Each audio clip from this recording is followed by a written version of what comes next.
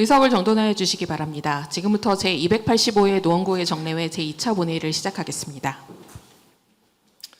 성원이 되었으므로 제285회 노원구의회 정례회 2차 본회의를 개의하겠습니다. 의사일정 제1항 구정질문 및 답변의 건을 상정합니다. 오늘의 구정질문은 노현수 의원님, 김소라 의원님, 최나영 의원님, 조윤도 의원님 이상 네 분의 의원님이 신청하셨습니다. 구정질문 순서는 지난 5월 27일 운영위원회와 협의한 바와 같이 질문 요지서 제출 순으로 하겠습니다. 네 분의 의원님 모두 질문 방식은 일문일답으로 신청하셨으므로 오늘 구청장님 답변 시간을 포함해서 60분 이내로 질문할 수 있습니다. 회의가 길어질 경우 원만한 회의 진행을 위해서 정회를 할 수 있음을 미리 알려드립니다. 가급적 정회 없이 마무리될 수 있도록 질문의 그 핵심적인 내용과 핵심적인 답변으로 조금 정해 없이 진행될 수 있도록 많은 협조 부탁드리겠습니다. 먼저 노현수 의원님 나오셔서 질문해 주시기 바랍니다. 존경하는 노원 구민 여러분, 김준성 의장님을 비롯한 선배 동료 의원 여러분, 오승록 구청장님과 관계 공무원 여러분, 그리고 이 자리에 함께하고 계신 언론인 방청객 여러분 안녕하십니까? 더불어민주당 상계 1890동 노원구의원 노연수입니다. 저는 오늘 2024년 노원구 탄소중립 녹색성장과 도서관 정책 역량 강화를 위한 국외 정책연수 관련 현안과 비전에 대해 구청장님께 질문하고 의견을 듣고자 합니다. 구청장님 답변대로 나와주시기 바랍니다. 구청장님, 올해 1월 27일부터 2월 4일까지 7박 9일로 독일, 네덜란드의 탄소중립 녹색성장과 도서관 정책 역량 강화 국외 연수를 다녀오셨죠? 네.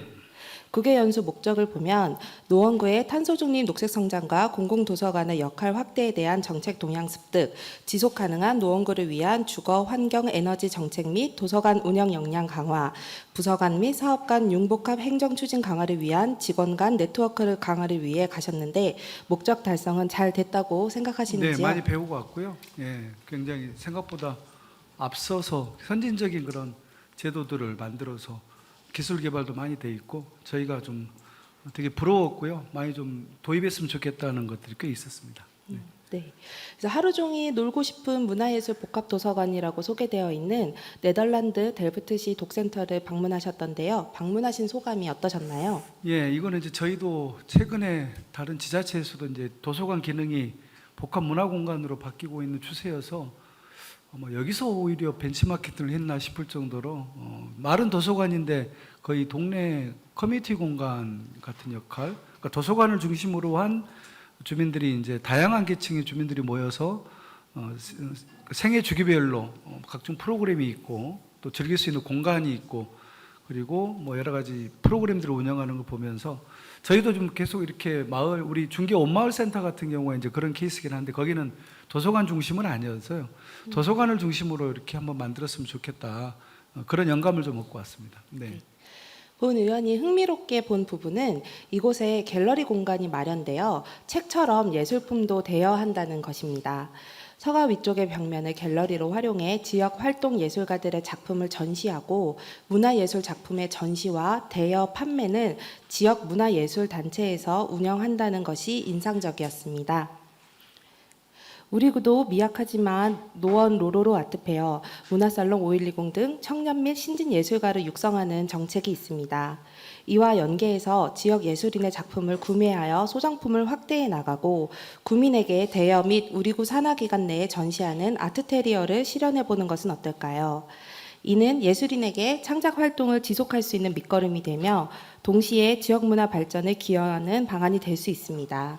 도서관에서 책뿐만 아니라 예술을 대여하고 원작을 내 공간에서 즐기는 즐거움까지 구민분들께 제공할 수 있게 될 것입니다. 또한 구청장님의 공약이기도 한 구립미술관 건립 계획에도 도움이 되리라 생각합니다. 본 의원의 생각에 대해 구청장님 의견이 있으면 말씀해 주시기 바랍니다. 델프트 독센터는 뭐 갤러리뿐만 아니라 거의 공연장이기도 하고요. 또 뭐 도서관 뭐 그다음에 베이커리 카페도 있고 뭐 커피는 당연히 기본적으로 있고요. 또 뭐 동네 모임 공간도 되고 커뮤니티 공간도 있고 워낙에 도서관이 이제는 책만 보는 곳이 아니라 공연도 하고 전시도 하는 이런 공간으로 탈바꿈하고 있기 때문에 저희 노원구는 아직도 이제 고전적인 방식의 개념의 도서관 운영 그리고 여기 문화살롱 같은 경우도 일부러 이제 그 경춘선 숲길에 있긴 합니다만은 저 그림을 보기 위해서는 또 일부러 찾아가야 되는데 그런 번거로움이 좀 있습니다. 그래서 제 생각도 그 앞으로 만들어질 신규 도서관에는 이런 다양한 복합시설 기능으로 좀 넣어서 그래서 저희가 태릉 어울림 도서관을 지금 내년쯤에 착공하려고 하는데요. 일단 설계 과정이 있는데 그 과정에 그 속에 공연장과 전시관까지 같이 그런 기능을 좀 넣어서 거기서 델프 도덕센터처럼 갤러리를 만들기도 하고 실제로 저기 전시만 하는 게 아니라 실제로 대여까지 해줍니다. 그래서 저기 뭐 일정 한 60일 정도 기간 동안 뭐 대여를 해가지고 반납을 시킨다거나 이렇게 하고 있기 때문에 저희도 그런 것을 좀 도입해서 운영을 해볼 생각이고요. 그래서 도서관을 중심으로 동네 문화가 좀 꽃피울 수 있는 그런 새로운 어떤 거점으로 한번 만들어 볼까. 그래서 태릉 어울림 도서관, 그다음 광운대 역세권에 지금 저희가 기부 체납으로 도서관을 받게 되는데 거기도 이제 그런 기능을 좀 넣어서 또 월계 도서관은 지금 이제 월계 도서관이 거의 뭐 지금 리모델링이 끝나가는데 한 10월쯤에 완성이 되는데 거기는 아직은 제가 그때 당시 설계할 때 이런 기능까지 생각을 안 했기 때문에 음악 감상실까지 들어가 있는데 아직 갤러리까지는 아직 공간을 확보하지 못해서 이 부분도 또 지하 공간이 있기 때문에 좀 유연하게 좀 운영을 해보면 어떨까. 그리고 내년에는 상계 도서관을 리모델링을 하고요. 내후년에 노원 중앙도서관을 리모델링할 예정인데 노원 중앙도서관 정도는 규모가 크기 때문에 이런 기능을 좀 도입해도 되지 않을까 이렇게 생각을 하고 있습니다. 네, 굉장히 반가운 답변입니다. 그래서 도서관의 커뮤니티화를 말씀하셨고 요즘 최근에 1인 가구가 증가를 하면서 책을 보관하고 구비하는 공간이 굉장히 개인이 갖기 어려운 그런 현실이 있습니다. 그래서 도서관이 공공의 문화 거실과 같은 개념으로 변모했으면 하는 바람을 덧붙여 봅니다. 그렇다면 이번 국외 연수 중 탄소 중립에 관해 우리 구에 적용이 필요한 정책이 무엇이라고 생각하시는지 분야별로 의견 여쭤보겠습니다. 교통정책 분야로는 프라이부르크 역사지구 및 중앙역 일대의 자전거, 보행자, 트램 연합 친환경 교통정책과 위트레우트시의 자전거 도시정책 등을 살펴보셨습니다. 친환경적이면서도 도시의 풍경을 이색적으로 만들어주는 것 같습니다. 구청장님 직접 보신 바 어떠셨는지 어떻게 적용하면 좋을지 의견 여쭤봅니다. 네, 이제 저희가 탄소 중립 관련해서 가장 많은 이산화탄소를 품어내는 게 건물 분야고요. 건물에서 70% 정도 이산화탄소가 나오고 교통 쪽에 그러니까 자동차에서 나오는 게 한 30% 차지하고 있습니다. 7대3 비율 정도로 되는데 일단 교통 분야를 먼저 질문하셨으니까 근데 교통은 결국은 우리는 이제 그 휘발유 자동차를 그러니까 친환경 자동차, 전기 자동차나 수소 자동차로 이제 바꿔나가는 정책을 우선하고 있는데 이 네덜란드하고 그 독일은 좀 다르더라고요. 그러니까 친환경 자동차보다는 아예 자동차를 타는 걸 줄이고 자전거나 보행 또 트램 이런 걸로 바꿔나가는 추세였고요. 특히나 네덜란드 같은 경우는 이 자전거 중앙지역 분담률이 66%가 그러니까 10명 중에 6명이 자전거 타고 다니고 4명이 자동차 타고 다니고 완전히 우리나라 저희는 뭐 자전거 교통 분담률이 한 1.2%밖에 안 되는데 거기는 뭐 66%니까요. 되게 좀 부러웠고요. 다만 근데 트램은 저희 실정에는 안 맞는 것 같고요. 트램은 뭐 우리 서울시에서 이거 특히나 도입하기에는 너무 이제 아파트 위주로 돼 있고 그래서 근데 이제 저기가 가능했던 거는 자동차를 끌고 나오는 대신에 트램만 타면은 뭐 거의 배차 간격이 뭐 5분에서 7분이니까 가고 싶은 곳을 마음대로 갈 수 있죠. 그러니까 자전거를 못 타는 분들은 트램으로 이동하기 때문에 자동차를 안 끌고 나와도 되는데 저희는 트램이 안 되기 때문에 자전거하고 보행자만으로 바꿔놨을 때 과연 자동차를 안 끌고 나오겠느냐 이건 아닌 것 같고요. 저희는 자동차를 하되 이걸 전기 자동차나 수소 자동차로 바꾸는 이 정책이 훨씬 더 우리 실정에 맞지 않을까 이렇게 생각했습니다. 네, 그래서 트름의 경우에는 이제 지상에 있다 보니까 동선이 굉장히 용이해서 자전거나 이제 보행 환경에 굉장히 최적화되어 있는데 이제 저희 노원구의 실정에 맞춰서 좀 정책을 적용했으면 하는 바람입니다. 그리고 건물 에너지 정책 분야로는 플러스 에너지 공공청사인 프라이부르크 신청사, 패시브 하우스 단지인 반슈타트 주거단지 등을 방문하셨지요. 제로 에너지를 넘어서서 에너지를 생산하는 건물인데요. 우리 구에는 어떤 방식으로 적용할 생각이 있으신지요? 예, 아까 말씀드렸듯이 그 건물 쪽에 지금 이산화탄소 70%가 지금 건물에서 나오고 이게 냉난방 같은 겁니다. 냉난방을 하면서 품어져 나오는, 그러니까 그 전기를 끌어들이기 위해서 당연히 송전탑이 들어와 있고 그것 때문에 석탄 화력 발전소를 가동해야 되고 원자력 발전소를 가동해서 그 전기를 소유하고 있기 때문에 가급적이면 건물 자체 내에서 에너지 등급 비율을 좀 낮추거나 아니면은 밖에서 전기선을 끌어오지 않더라도 자체 내에서 전기를 생산하는 게 가장 이상적인 모습이죠. 여기 프라이부르크 시청사 같은 경우는 저 시청사 자체를 바깥 태양광 패널만 2,000개가 넘게 붙였더라고요. 그리고 또 태양광만 붙이면 조금 건물이 우중충하니까 목조까지 해서 조각까지 나무 조각을 붙여가지고 미관에도 신경 써가지고, 그러니까 저기는 따지고 보면 전기선이 없는 거죠. 자체 내에서 태양광을 통해서 전기를 다 생산해내고 그래서 전기가 남아서 다른 쪽으로 팔아먹습니다. 그러니까 그래서 의미가 플러스 에너지라는 게 전기가 남아서 팔기 때문에 플러스 에너지 건물이라는 이제 그런 칭호를 얻었는데요. 저희는 저 정도까지 가려면은 아직은 좀 멀었고요. 일단 저희 그 정부에서 지정한 그 에너지 등급 5등급, 4등급, 3등급, 2등급, 1등급이 있는데 현재 법적으로는 5등급을 지금 국가에서 원래 올해부터 하려고 했는데 1년 유예를 시켜서 내년부터 이제 적용하겠다고 1년을 미뤄버렸습니다. 내년에 또 될지 안 될지는 모르겠습니다. 그거는 이제 민간이나 공공이나 다 5등급을 무조건 의무화 시켰는데 저희는 민간까지는 아직 뭐 그렇게 강제할 건 아니지만 공공에서 짓는 건물만큼은 에너지 등급을 5등급이 아니라 4등급을 좀 목표로 한번 해보자. 그래서 지금 가장 지금 현재 자전거 문화센터라든가 그다음에 상계 평생교육원이라든가 그다음에 중계동에 지을 자원 재활용 센터도 지금 그걸 도입을 지금 4등급까지 올리려고 했더니 이미 조금 설계 과정에서도 그렇고 이미 많이 좀 나가 있어서 그리고 또 비용 추가가 되다 보니까 다시 또 투자 심사를 받고 이러려면 또 복잡해질 것 같아서 일단은 태능 어울림 도서관 아까 말씀드렸던 그게 지금 이제 설계 공모가 나가기 때문에 거기를 좀 4등급을 최초에 그러니까 서울시 자치단체 공공건물 중에서는 4등급 건물은 없거든요. 그래서 4등급을 목표로 한번 적용을 해볼까 이렇게 지금 저희가 논의 중인데 전문가들하고 이렇게 스터디를 하고 있습니다. 근데 전문가들은 뭐 당장이라도 조금 시간만 지나면 뭐 1등급까지도 할 수 있게끔 뭐 그런 기술이 있다고 하는데 아직은 조금 못 믿어서 예를 들면은 꼭 태양광뿐만 아니라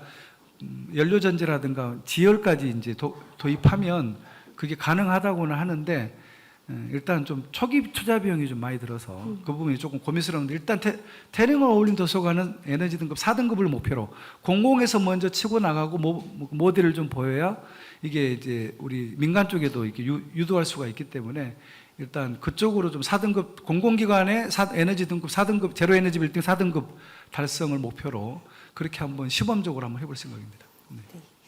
이제 정부에서 건물 에너지 그 5등급 의무화를 유예한 것은 굉장히 안타까운 소식이지만 저희 공공에서 의지를 갖고 또 4등급을 달성하시겠다는 답변이 매우 반갑습니다. 그래서 건물 녹화, 그러니까 그린 커튼을 통해서 에너지에 대한 부분들도 효율을 높일 수도 있을 것 같고요. 꼭 설계 변경이 아니더라도 좀 추가적으로 할 수 있는 인센티브라든지 이런 부분들에 대해서 정책 연구가 이루어지면 좋겠습니다. 도시계획 정책 분야로는 리젤페트 주거단지의 주민 참여를 통한 신도시 구상과 데크앤바르트시의 녹색사회 기획도시 등을 답사하셨습니다. 구청장님, 노원의 현안인 재건축 재개발 관련하여 적용할 수 있는 방안이 있었는지요? 그렇잖아요. 그걸 좀 유심히 보고 재건축 우리가 서울시에서 지구단위 계획을 이제 6월 27일 날 주민 열람을 합니다. 지금 거의 다 안이 나와서 그래서 그 연구하는 그러니까 서울시 MP한테도 제가 요구를 했고 앞으로 노원구에서 지어지는 재건축은 당연히 제로 에너지 빌딩의 법적 좀 높여보자. 그러니까 정부에서는 5등급을 내년부터 하자고 하는데 노원 같은 경우는 좀 4등급으로 좀 한번 굉장히 파격적으로 선도적으로 좀 한번 치고 나가야 되지 않을까 이렇게 좀 제안을 했는데 아쉽게도 지금 초안 서울시에서 연구한 용역에는 초안에는 5등급 그냥 정부의 국가에서 지정한 법적인 기준만 이렇게 해놔서 조금 안타깝긴 한데요. 근데 그렇다고 또 민간에다가 재건축하시는 분들한테 제로 에너지 빌딩 4등급을 해달라고 하기가 조금 무리가 있는 게 그렇게 되면 평당 공사비가 올라갑니다. 예를 들면 그 제로 에너지 빌딩을 안 하게 되면 평당 500만 원인 게 한 150 정도 올라가거든요. 650만 원, 700만 원이 올라가기 때문에 그렇지 않아도 지금 평당 그 단가가 올라가가지고 지금 재건축을 한 해 만에 하고 있는 상황에서 그것까지 또 강제화 시켜버리면 이게 또 천정부지로 올라가면서 재건축 자체를 포기해버리는 상황이 생기기 때문에 조금 마음은 뭐 4등급을 하고 싶지만 현재 주민들의 준비 정도나 이 비용에 대한 이 계획이 아직 안 돼 있기 때문에 그건 너무 무리하지 않을 생각이고요. 정부에서 지정 5등급 정도라도 재건축을 할 때 했으면 좋겠다고 이제 권유를 할 생각입니다. 왜냐하면 구청에서 나중에 허가를 내줘야 되기 때문에 저희가 정말 다부지게 마음 먹고 4등급 안 해오면 허가 안 내줍니다 이러면은 해오긴 해올 건데 그러면 주민 부담이 좀 엄청 커질 가능성이 있어서 그게 좀 딜레마인데요. 여하튼 그래도 그 사이에 뭐 좀 물가가 내려간다거나 조금 여건이 좋아져서 사업성이 높아지면 끊임없이 이런 좀 탄소 중립에 대한 건물에서 뿜어져 나오는 게 70%이기 때문에 여기를 잡지 않으면은 실제로 탄소 중립하는 게 쉽지가 않거든요. 그래서 그 부분에 대해서 저희가 계속해서 시도를 할 것이고요. 물론 주민들이 처음에 초기 투자비는 돈이 많이 들어가지만 실제로 사람 살면서 관리 운영비는 장기적으로 훨씬 이익이거든요. 그러니까 에너지라든가 이게 패시비 이런 개념으로 해놓으면 나중에 그 관리 운영비가 지금보다는 훨씬 떨어지거든요. 그게 우리 하계동에 있는 제로 에너지 하우스 운영 과정에서 나타나고 있습니다. 거기는 초기 투자비가 좀 들어갔지만 실제로 사는 사람들은 난방비나 냉방비가 인근의 다른 아파트보다 훨씬 더 저렴하게 지금 그 돈을 내고 있는 게 지금 실증이 되고 있기 때문에 그거를 좀 더 그러니까 장기적으로 이익이다라는 걸 좀 말씀을 드리고 있고요. 엊그저께 그 재건축 신속 포럼에서도 전문가를 초대해서 그 부분에 대해서 좀 이야기를 드렸고 말씀을 드렸는데 아무래도 초기에 돈이 좀 들다 보니까 주민들이 조금 주저하고 있는 건 사실인 것 같습니다. 네. 네, 그래서 좀 장기적으로 좀 비전을 구체적으로 제시할 필요도 있을 것 같습니다. 그래서 전기 비용 같은 경우에는 누진세 구간뿐만 아니라 이제 향후 앞으로도 계속 비용이 더 증가할 것으로 보이기 때문에 그런 부분으로 좀 길게 봤을 때는 오히려 혜택이 될 수 있고, 네, 답사하신 하이델베르크 시 같은 경우에는 독일 정부 지원으로 시가 평당 50유로 지원을 했었고 정부는 7천만 원 융자를 지원했던 이제 금융 인센티브 지원 정책도 있었습니다. 이런 부분도 좀 제도적인 부분들이 광역과 정부 차원에서도 같이 함께 좀 구상이 필요한 시점인 것 같습니다. 그래서 구청장님의 답변처럼 이번 국외 연수를 통해 얻은 구상이 우리 구의 실정에 맞게 연구되어 관련 정책에 잘 적용되길 바랍니다. 결과 보고서를 보니 저도 가보고 싶습니다. 많은 걸 보고 느끼신 것 같습니다. 그 점에서 한 가지 질문드리고 싶은 것이 있습니다. 2024년 제1차 추가 경정 예산으로 탄소중립 국제협력 네트워크 구축으로 예산을 올리셨는데 이번 국외 연수 후속 사업으로 실무진에서도 견문을 넓혔으면 하는 차원에서 실행부서 직원 대상으로 추진한 걸로 알고 있습니다. 탄소중립 도시 조성의 필수 분야인 교통, 건물 에너지, 도시계획을 분야별로 주요 정책의 인적 자원과 정책 전략을 확보하기 위한 것으로 알고 있는데 제284회 임시회 제1, 2차 예산결산특별위원회에서 9천만 원 전체 감액되었습니다. 우선 예산이 큰 만큼 의회에서도 꼼꼼히 살펴볼 수밖에 없었습니다. 허나 7월에 정기 인사를 앞둔 만큼 부서 이동으로 인해 공무연수의 효과성이 낮아질 것이 염려되었습니다. 또한 1인당 연수 비용이 높은 것에 비해 연수 대상의 선정에 있어 당위성이 약한 것 아닌가 하는 지적도 있는 등 여러 사유로 지난 추경에 반영은 힘들겠다는 결론을 예산결산위원회에서 내리게 된 것으로 알고 있습니다. 사실 이 사업은 단순 탄소중립 국제협력 네트워크 구축이 아니라 탄소중립 도시 노원으로 가기 위한 인적 인프라 구축 사업의 성격이 있습니다. 탄소중립 도시 노원에 필요한 정책을 적용하여 이행하기까지의 시작이라고 할 수 있는데요. 이후에도 혹시 추진하실 의향이 있으신가요? 예, 이게 이제 어떤 문제 의식이었냐면 그 독일의 네덜란드 위트레이트 시장하고 만나서 저희가 이제 협약을 체결하고 했었는데 그 네덜란드 분들이 그 이야기를 하더라고요. 그 좀 부끄러운 얘기긴 한데 니네는 왜 공유를 안 하냐 이러더라고요. 그게 무슨 말이야 그랬더니 그러니까 이제 있는 그대로 얘기하면 그 의회 따로 오고 구청 따로 오고 또 보니까 옆 동네에서도 오고 그러는데 올 때마다 똑같은 걸 처음인 것처럼 다 물어본다는 거예요. 예. 자기들은 물론 이제 거기는 워낙에 많이 오니까 이게 그런 걸 맞이하는 그 시민단체가 이제 공무원들이 안 하고 시민단체에다가 이거 위탁을 줘가지고 하더라고. 워낙에 프라이브르그는 세계적인 환경 수도니까 우리 뭐 대한민국뿐만 아니라 다른 나라에서도 많이 온대요. 근데 이제 그게 되게 좀 의아하다. 왜 오면은 자료 같은 거 서로 공유 안 하고 그 다음에 온 사람이 똑같이 처음 온 것처럼 똑같이 질문을 하냐. 그리고 왜 단발성으로 끝나냐.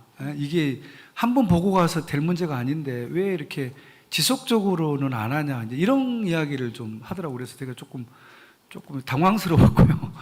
네, 그래서 이거는 구청장만 보고 느끼고 가서 할 문제가 아니고 우리 공무원들이 물론 이제 부서가 이동을 하겠습니다만은 부서가 이동된다 할지라도 여기 와서 이 탄소 중립에 대한 이 세계적인 선진적인 현장을 좀 목격을 하고 여기서 좀 느끼고 영감을 얻으면 다른 부서로 가더라도 관련된 일을 할 때 이런 걸 좀 반영할 수 있지 않을까라는 그런 좀 소박한 바람이 좀 있었습니다. 그래서 제가 그때 위트레이트 부시장한테도 우리는 일회성으로 안 끝나고 계속 이렇게 정기적으로 1년에 한 2번은 우리 직원들이나 뭐 의회나 이렇게 해서 오겠다고 이제 제 약속 아닌 약속을 좀 할 수밖에 없는 그런 상황이어서 실제로 또 그게 맞는 이야기여서 특히 그 네덜란드 데이마르크 같은 시는 거기는 약간 좀 지방이어서 그런지 굉장히 저희를 환대해 줬습니다. 이렇게.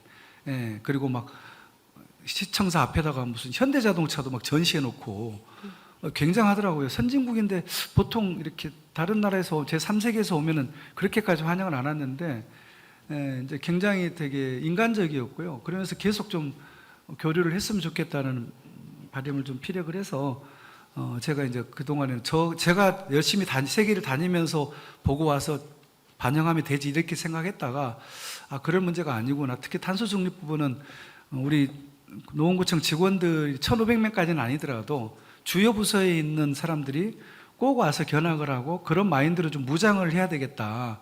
이런 생각을 해서 저희가 다시 한번 지속적으로 하기 위해서 제출했고요. 물론 이제 그렇다고 뭐 예를 들면 그러니까 전혀 연관이 없는 부서를 가는 게 맞지 않는 것 같아서 일단 탄소중립 추진단, 그 다음에 아까 자전거를 담당하는 교통지도과, 그 다음에 도시계획 담당하는 도시계획, 그 다음에 제일 중요한 건 건축입니다. 건축. 그러니까 건물을 지을 때 건축 관련해서 이 부분, 그 다음에 재건축과 관련된 또 우리 재개발 이런 게 있기 때문에 재건축 사업과 이렇게 당장은 연관된 부서들의 직원들이 처음에는 뭐 6급, 7급, 8급, 9급 이렇게 좀 나눠가지고 뭐 내년에도 한 2번 뭐 상반기, 하반기 해서 지속적으로 이렇게 좀 다녀와서 이걸 견학을 했으면 좋겠다. 그렇게 한번 갔다 오면 생각이 완전히 바뀌거든요. 저도 가기 전에는 좀 긴가민가 했는데 다녀와서는 완전히 딱 이렇게 정말 빨리 해야 되겠구나. 우리가 너무 늦었구나.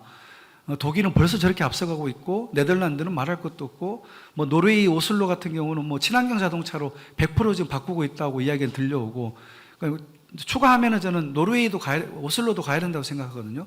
거기는 정말 전기 자동차로 100% 좀 바꾸고 가고 있는 현장인데 그 어려움을 어떻게 돌파했는지 우리 노원구하고 상황이 비슷합니다. 그래서 그렇게 좀 관련 부서들이 좀 계속 왔다 갔다 하면서 이거에 대한 좀 정책적 마인드를 좀 쌓았으면 좋겠다. 그런 측면에서 예산을 제출드렸었고요. 근데 아쉽게도 반영은 안 됐습니다만은 8월 추경 때는 좀 한번 이런 관점에서 다시 의회에 좀 제출을 하고요. 우리 의원님들이 좀 그런 면을 좀 이렇게 감안해서 조금 긍정적으로 평가해 주시면 좋겠고, 또 실제로 의원님들도 어찌됐든 이런 벤치마킹 기회가 있으실 때 저희가 다녀왔던 독일과 프라이부르크와 네덜란드와 할 수 있다면 노르웨이 오슬로까지 이렇게 이 탄소 중립 관련 해외 연수를 반드시 좀 다녀오셨으면 꼭 추천을 드리는 바이고요. 거기서 그러더라고요. 독일에서 한국이 잘 가다가 왜 요즘 주춤하냐고 그런 이야기를 하길래 조금 안타까웠습니다. 근데 다시 잘 갈 거라고 제가 이제 그렇게 했는데, 옛날에는 코로나 전에는 정말 또 많이들 왔었다 하더라고요. 세계. 근데 코로나 끝나고는 잘 안 오던데 요즘 저희가 처음 간 거였더라고요. 그래서 또 처음 가니까 좋은 건 있더라고요. 굉장히 자세하게 설명해 주고 물론 비용을 다 유럽은 뭐 어디를 가든 간에 다 비용을 좀 주고 합니다, 보통. 우리랑 다르게. 근데 그런 것도 있겠지만 굉장히 성심성의껏 그동안 자기들이 쌓았던 노하우를 하나라도 더 알려주려고 하는 모습이 되게 인상적이어서 앞으로는 좀 저희 노원구만이라도 좀 그런 해외 선진지 견학이 좀 정착화됐으면 좋겠다는 생각을 합니다. 네. 그래서 본 의원은 실행부서에서 견문을 넓히는 것은 매우 중요하다고 구청장님의 생각처럼 동의합니다. 다만 지속적으로 프로그램이 진행되려면 제도적 보완이 필요하다고 생각합니다. 예를 들어 서울시 같은 경우 해외 우수 사례의 체험을 통해 글로벌 역량 강화 및 시정 현안 과제의 효율적 추진을 위해 글로벌 정책 체험 훈련을 운영하고 있습니다. 실, 본부, 국 제한 없이 연수 주제에 따라 팀을 자유롭게 구성하고 서류 심사를 통한 공개 경쟁으로 팀을 선발합니다. 귀국 후 20일 이내에 훈련 결과 보고서를 제출하고 보고회를 개최합니다. 그리고 청장님께서 앞서서 강조하신 것처럼 공유하는 부분들이 꼭 함께 들어가는 것입니다. 꼭 서울시와 동일한 정책과 절차가 아니어도 좋습니다. 연수를 가기 전에 사전 공부와 계획을 직접 하고 연수를 다녀온 후 발표를 통해 다른 공무원들과도 연수 성과를 공유하는 등의 노력이 있어야 구민분들께서 국외 연수에 쓰이는 세금이 아깝지 않다고 생각하시리라 여겨집니다. 하여 우리 구에도 많은 예산이 수반되는 국외 연수 선발에 합리적인 기준이 필요하다고 생각합니다.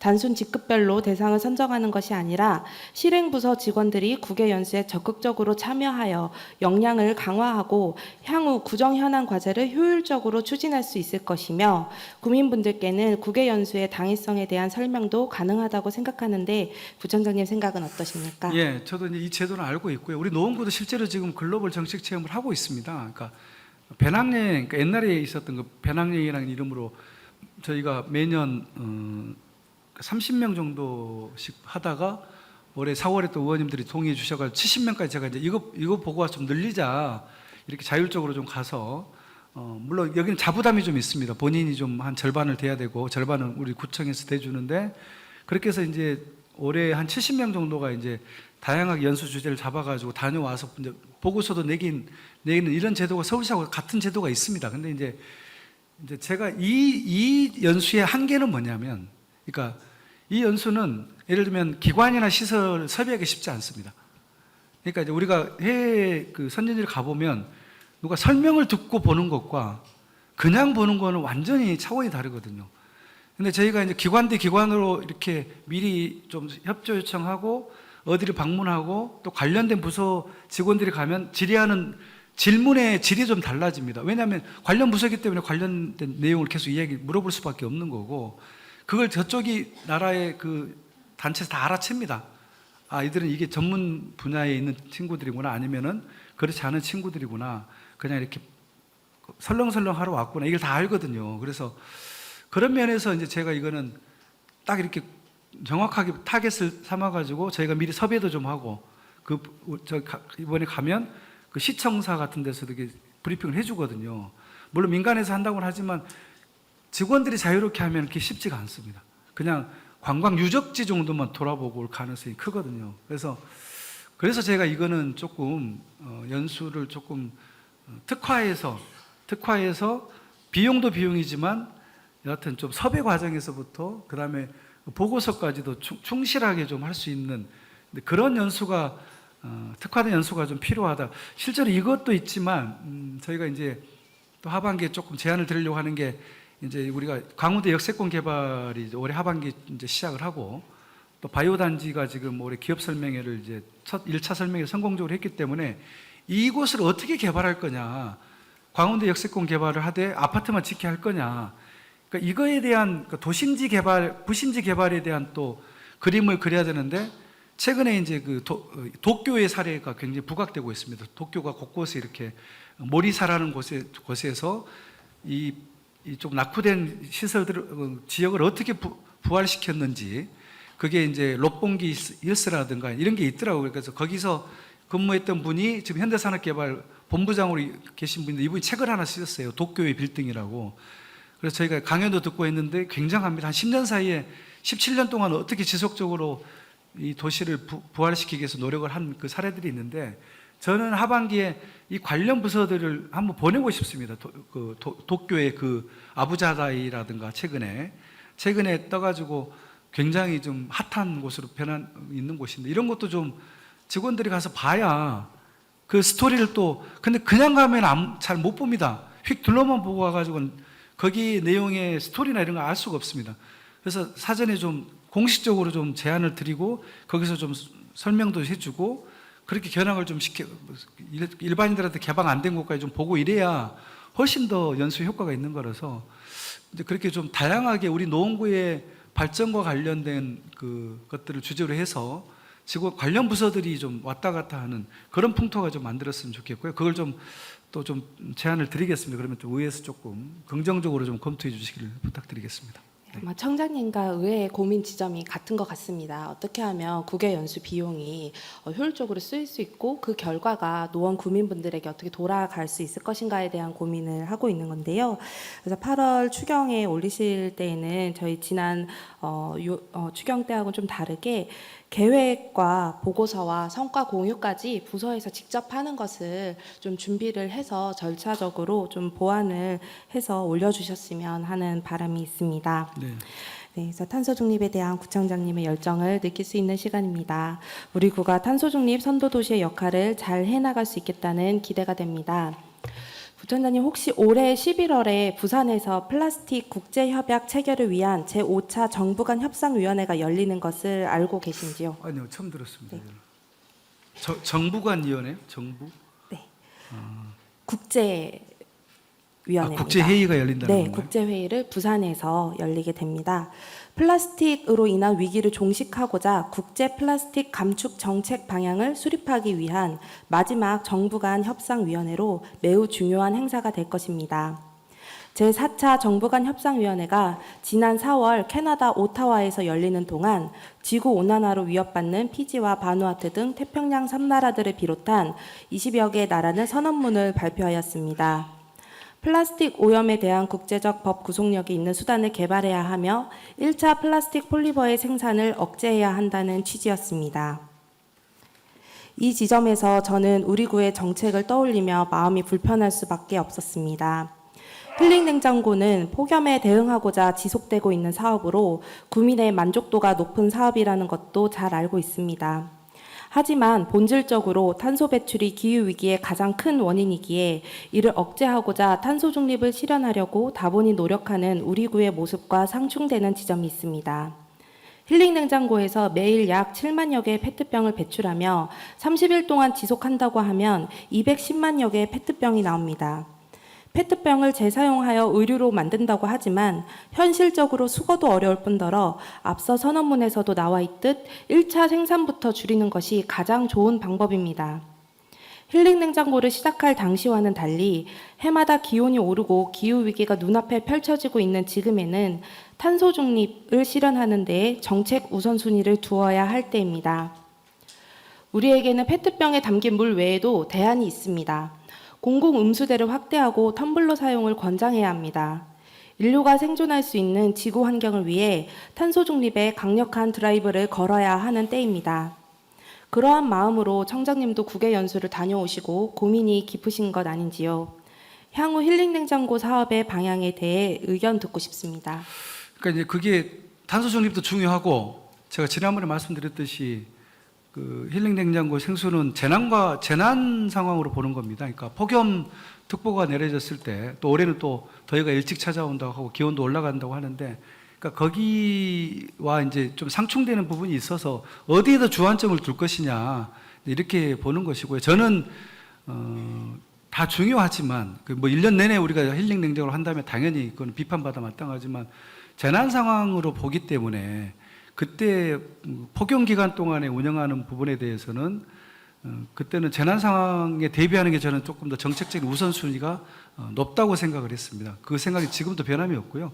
그리고 말씀하실 때 텀블러라는 거 공공음수대를 설치해도 일단 공공음수대 같은 경우는 아리수 음수대 같은 건데 이게 또 시원하지 않기 때문에 아시다시피 이용하지 않습니다. 그리고 또 수돗물에 대한 그 아리수에 대한 아직도 인식이 불신이 있고 이게 뭡니까 깨끗하다는 인식이 안 돼 있기 때문에 그냥 생으로 마시는 것에 대한 부담감들이 있기 때문에 그런 부분도 있고, 그 다음에 텀블러 같은 경우는 산책이라는 거 달리기 하러 나왔을 때 이걸 들고서 이거에 대한 거추장스러움 이런 것 때문에 주민들이 저희가 권해도 실제로 잘 이게 실행이 안 되는 이런 부분이 있어서, 그러니까 이제 실행이 안 되면 계속 그래도 캠페인을 해야 되는 거 아니냐, 뭐 계속 그 주민들 개몽해야 되는 거 아니냐 이렇게 이제 이야기할 수도 있는데, 그게 그렇게 해서 의식이 바뀌는 건 한계가 있다고 봅니다. 당장 여름에도 운동은 하셔야 되겠고 또 건강도시도 가야 되겠는데, 예? 가자니 너무 덥고, 예? 하다 보면 자기도 모르게 몸 상태가 안 좋아서 걷다가 이 폭염에 예를 들면 일사병이나 열사병 걸릴 수도 있고, 근데 이런 것들을 다 고려해서 그렇게 해서 이제 시작한 사업이고, 특히나 또 이제 어떤 사업들 다 여론조사로만 결정하면 안 되겠지만, 지난번에도 말씀드렸듯이 저희가 주민들한테 여론조사를 했을 때 70% 이상 또 찬성이 나왔기 때문에, 그래서 저희가 이게 폭염 기간에는 시원한 물을 나눠드는 게 맞지 않겠느냐 이런 생각을 지금도 변함이 없습니다. 그래서 저희가 이제 뭐 조금 완벽한 방법은 아니지만 이 플라스틱 생수병을 수거해가지고 그걸 녹여서 다시 재활용하는 이런 식으로 이제 제도를 도입을 해서 하고 있는데, 말씀대로 수거일이 그렇게 100% 다 수거가 되지도 않고요. 또 가다가 이렇게 구석진 곳 숯불 속에 막 버리고 이랬기 때문에 한계는 있습니다만은 그래도 한 70~80%는 수거가 되기 때문에 조금 부작용은 있습니다만은 그런 재난 상황으로 좀 봐주시고 이 부분을 좀 이해하는 게 어떨까, 이런 생각을 좀 하고 있습니다. 네. 네, 어떤 것이 100% 옳거나 100% 틀린 것은 없다라고 생각이 듭니다. 그래서 굉장히 고민이 깊은 사업인데요. 그래서 폭염특보의 재난 상황의 경우에는 사실 가장 좋은 것은 외출을 자제해야 합니다. 그래서 그런 부분에서 오히려 실내에 머무르고 시원한 데에서 쉬는 것이 맞지, 건강도시를 저희가 선도하기 위해서 외출을 장려하거나 외출을 해도 이렇게까지 저희는 공공서비스는 민간과 다르기 때문에 또 그 가뜩이나 시원한 물을 해야 된다라는 그런 어떤 부분에서 좀 더 섬세한 사실 행정을 살피고자 하시는 마음은 알겠으나, 좀 향후의 방향은 지금과는 다른 부분을 한 번 더 고민을 해주십사 한번 부탁드리고 싶습니다. 끝으로 탄소중립 도시 조성의 필수 분야인 교통, 건물 에너지, 도시계획 등 분야별로 선진 사례를 우리 구 정책으로 실행하기 위해서는 구심적 역할이 필요합니다. 환경보호와 탄소중립 실현을 위해서는 지원뿐만 아니라 규제와 불편이 따를 수밖에 없습니다. 본 의원이 반복해서 말씀드리지만 타 부서에도 영향을 미칠 수 있는 컨트롤 타워로서 탄소중립 추진단과 탄소중립 지원센터가 그 역할을 제대로 수행할 수 있도록 구청장님의 지속적인 관심과 지지 부탁드립니다. 본 의원도 그렇게 하도록 하겠습니다. 구청장님 자리로 돌아가셔도 좋습니다. 긴 시간 함께 해주셔서 감사합니다. 이번 2024년 노원구 탄소중립 녹색 성장과 도서관 정책 역량 강화를 위한 국외 정책 연수는 기존의 국외 연수에 대한 부정적인 편견과 관행을 타파한 선례라고 생각합니다. 이를 준비하고 실행한 구청장님을 비롯한 탄소중립 추진단장님, 여가도시과장님 수고 많으셨습니다. 향후 정책 연수 결과가 널리 공유되고 우리 구에 적용되어야 하고 적용될 것이라고 기대하고 있습니다.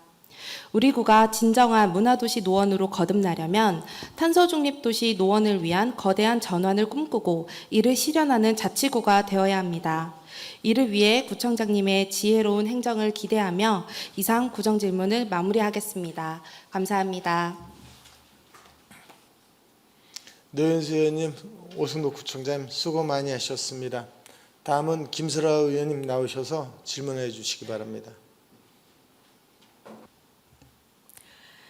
사랑하는 노원구민 여러분, 존경하는 김윤성 의장님을 비롯한 선배 동료 의원님들, 항상 노원구를 위해 애쓰시는 오승록 구청장님과 구청 관계자분들, 그리고 이 자리에 계시는 지역 언론인 여러분, 안녕하십니까? 하계 2동, 중계 2, 3동, 상계 6, 7동을 지역구로 두고 있는 더불어민주당 김소라 구의원입니다.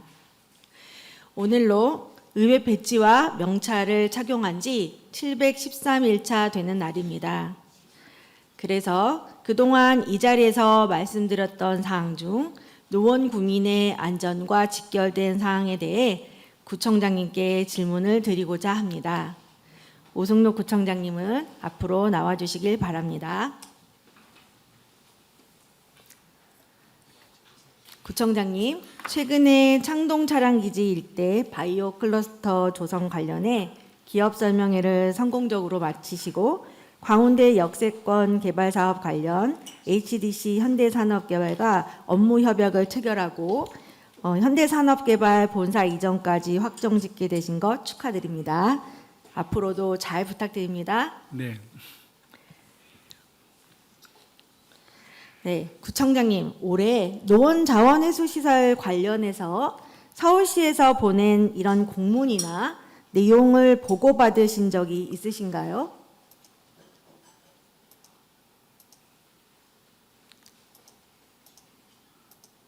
제가 주민지원협의체하고는 간담회도 하고 했는데요.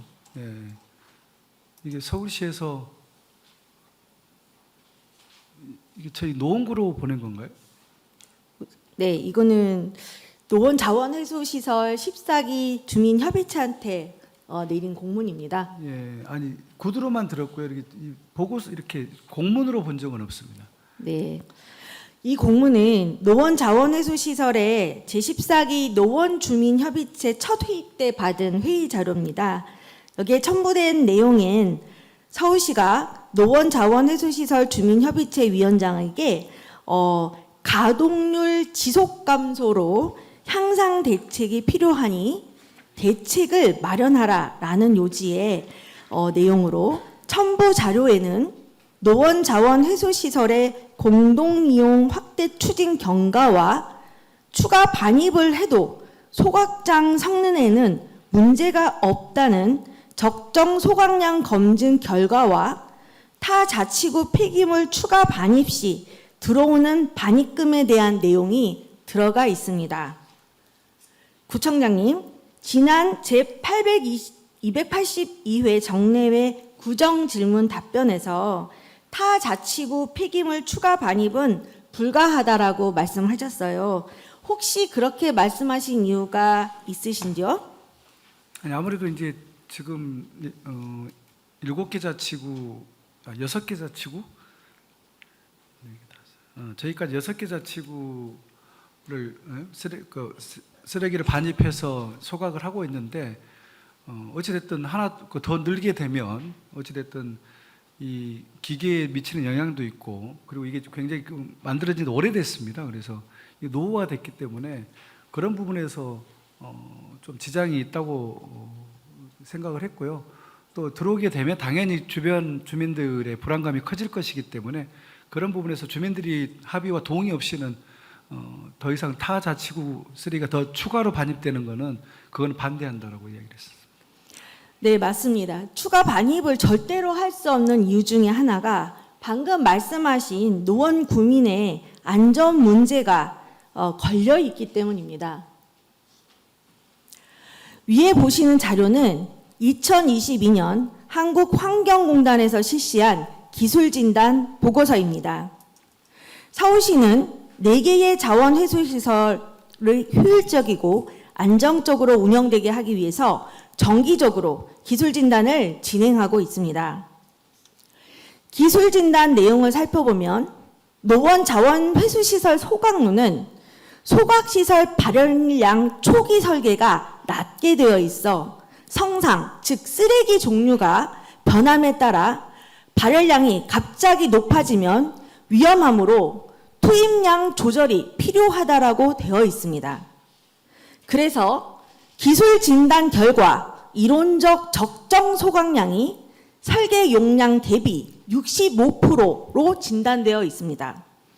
즉 현재 일일 소각량 수준이 적정하다고 기술 진단 보고서를 통해 확인할 수 있습니다. 또한 2023년 서울시 민간 위탁 종합성과 평가 보고서에서도 노원 자원회수시설 운영사 스스로가 폐기물 성상 변화에 따른 발열량 증가로 인해서 소각로 온도가 급격히 올라가서 폐기물의 용량을 65% 수준으로 유지하고 있다고 나와 있습니다.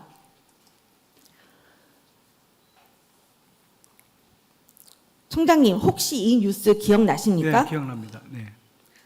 네, 이것은 지난달 동대문구 환경자원센터에서 난 화재로 유독가스가 다량 배출되어 동대문구뿐만 아니라 인근 성동구까지 엄청난 피해를 초래한 사건입니다.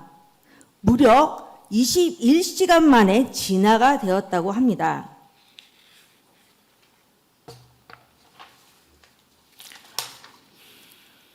바로 이곳이 2010년 12월에 완공된 친환경 폐기물 처리 시설입니다. 불이 난 곳이죠.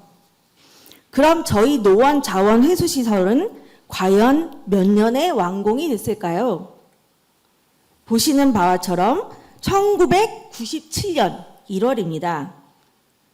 제가 무엇을 걱정하는지 아마도 짐작하실 거라고 생각합니다.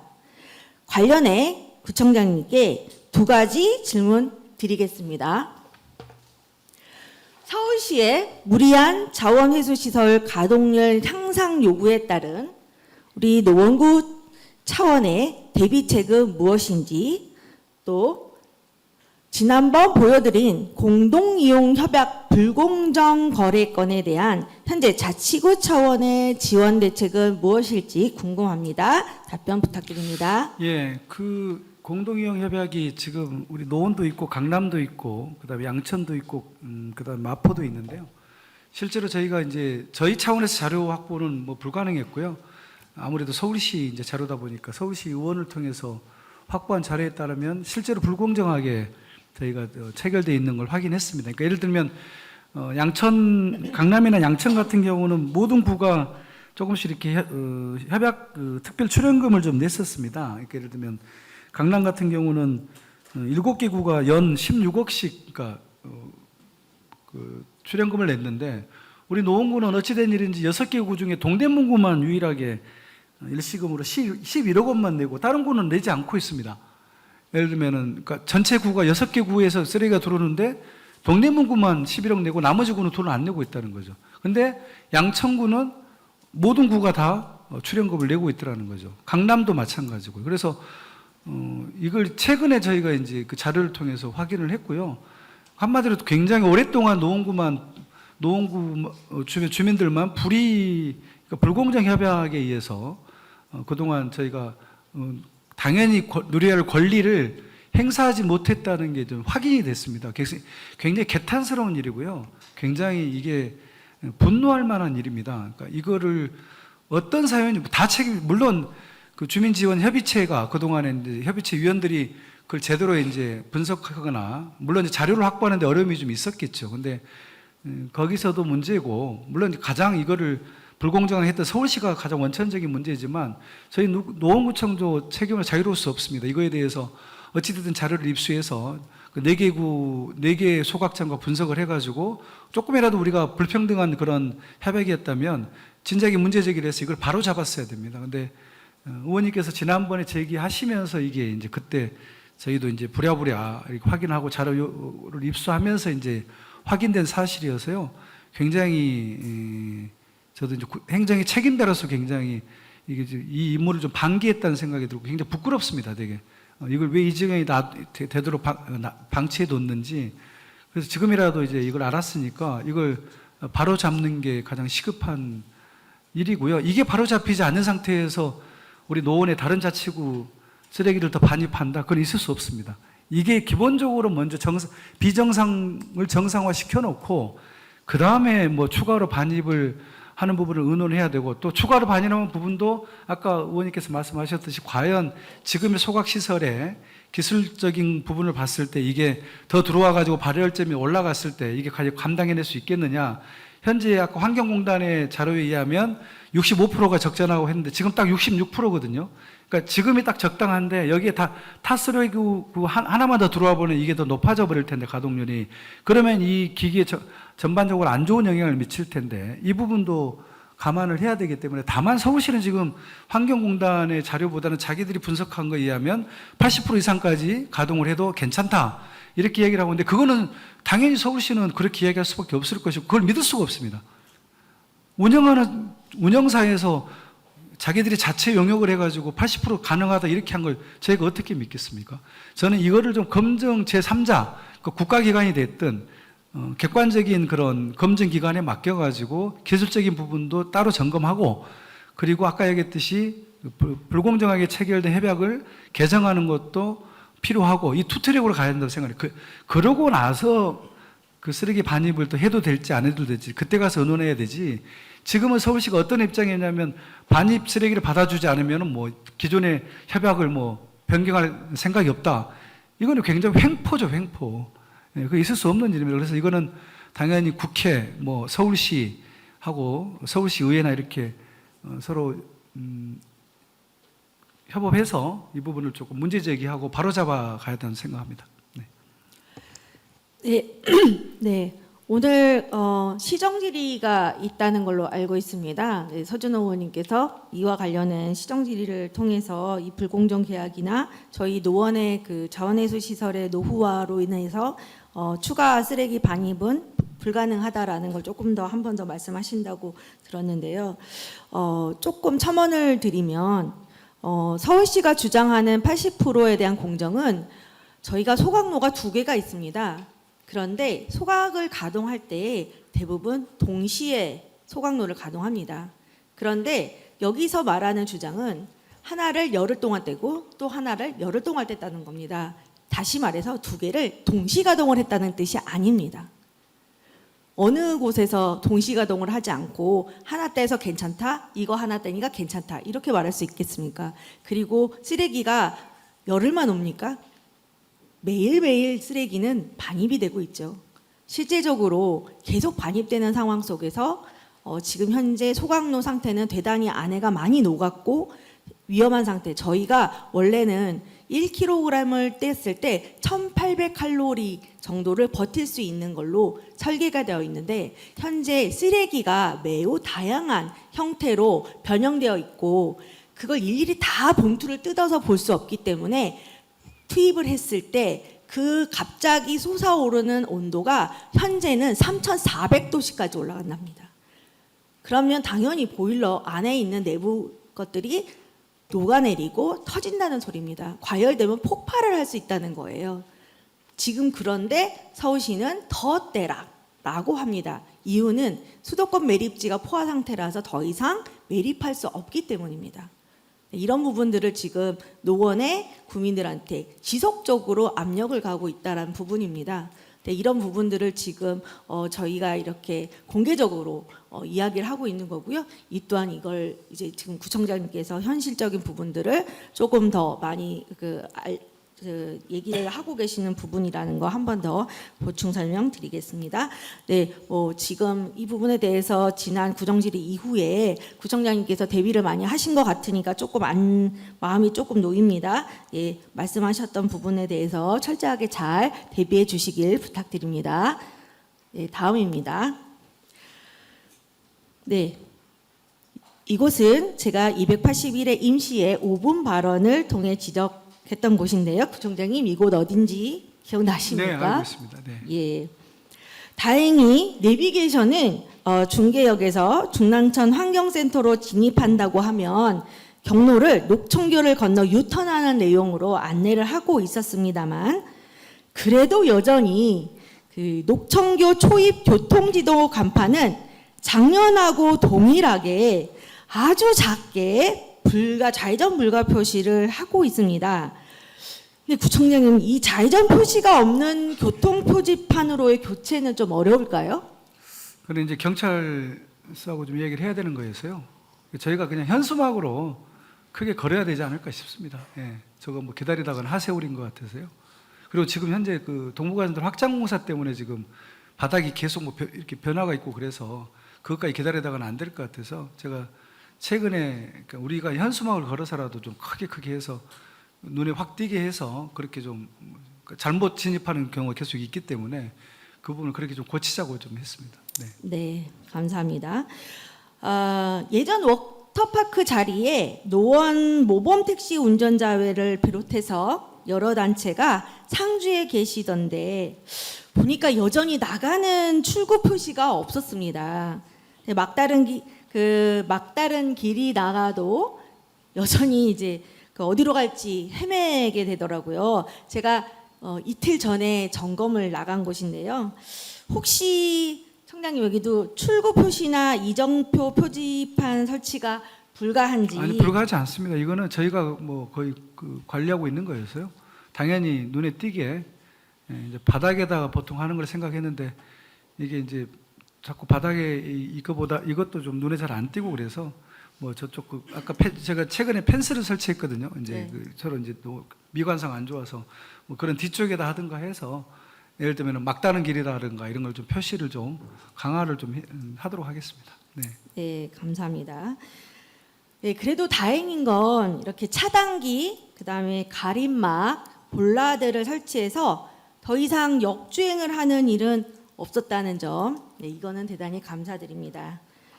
예, 그리고 제가 2023년 2월 도시환경 상임위에서 지적했던 집화장하고 위탁업체 환경 미화원분들도 도로나 편의시설 개선 관련해서 예비비를 집행해서 이렇게 깔끔하게 개선해 주셔서 대단히 감사드립니다.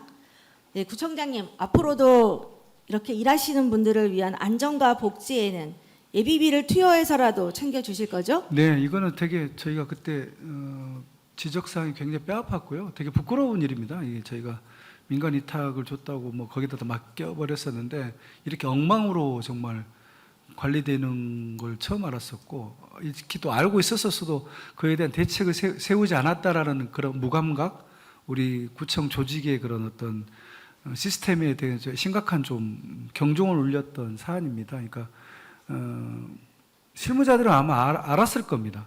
알았는데 이걸 고칠 생각 자체를 안 했다는 것은 저는 이 감수성이 굉장히 우리 구청 공무원들의 감수성에 대해서 솔직히 조금 안타까웠습니다.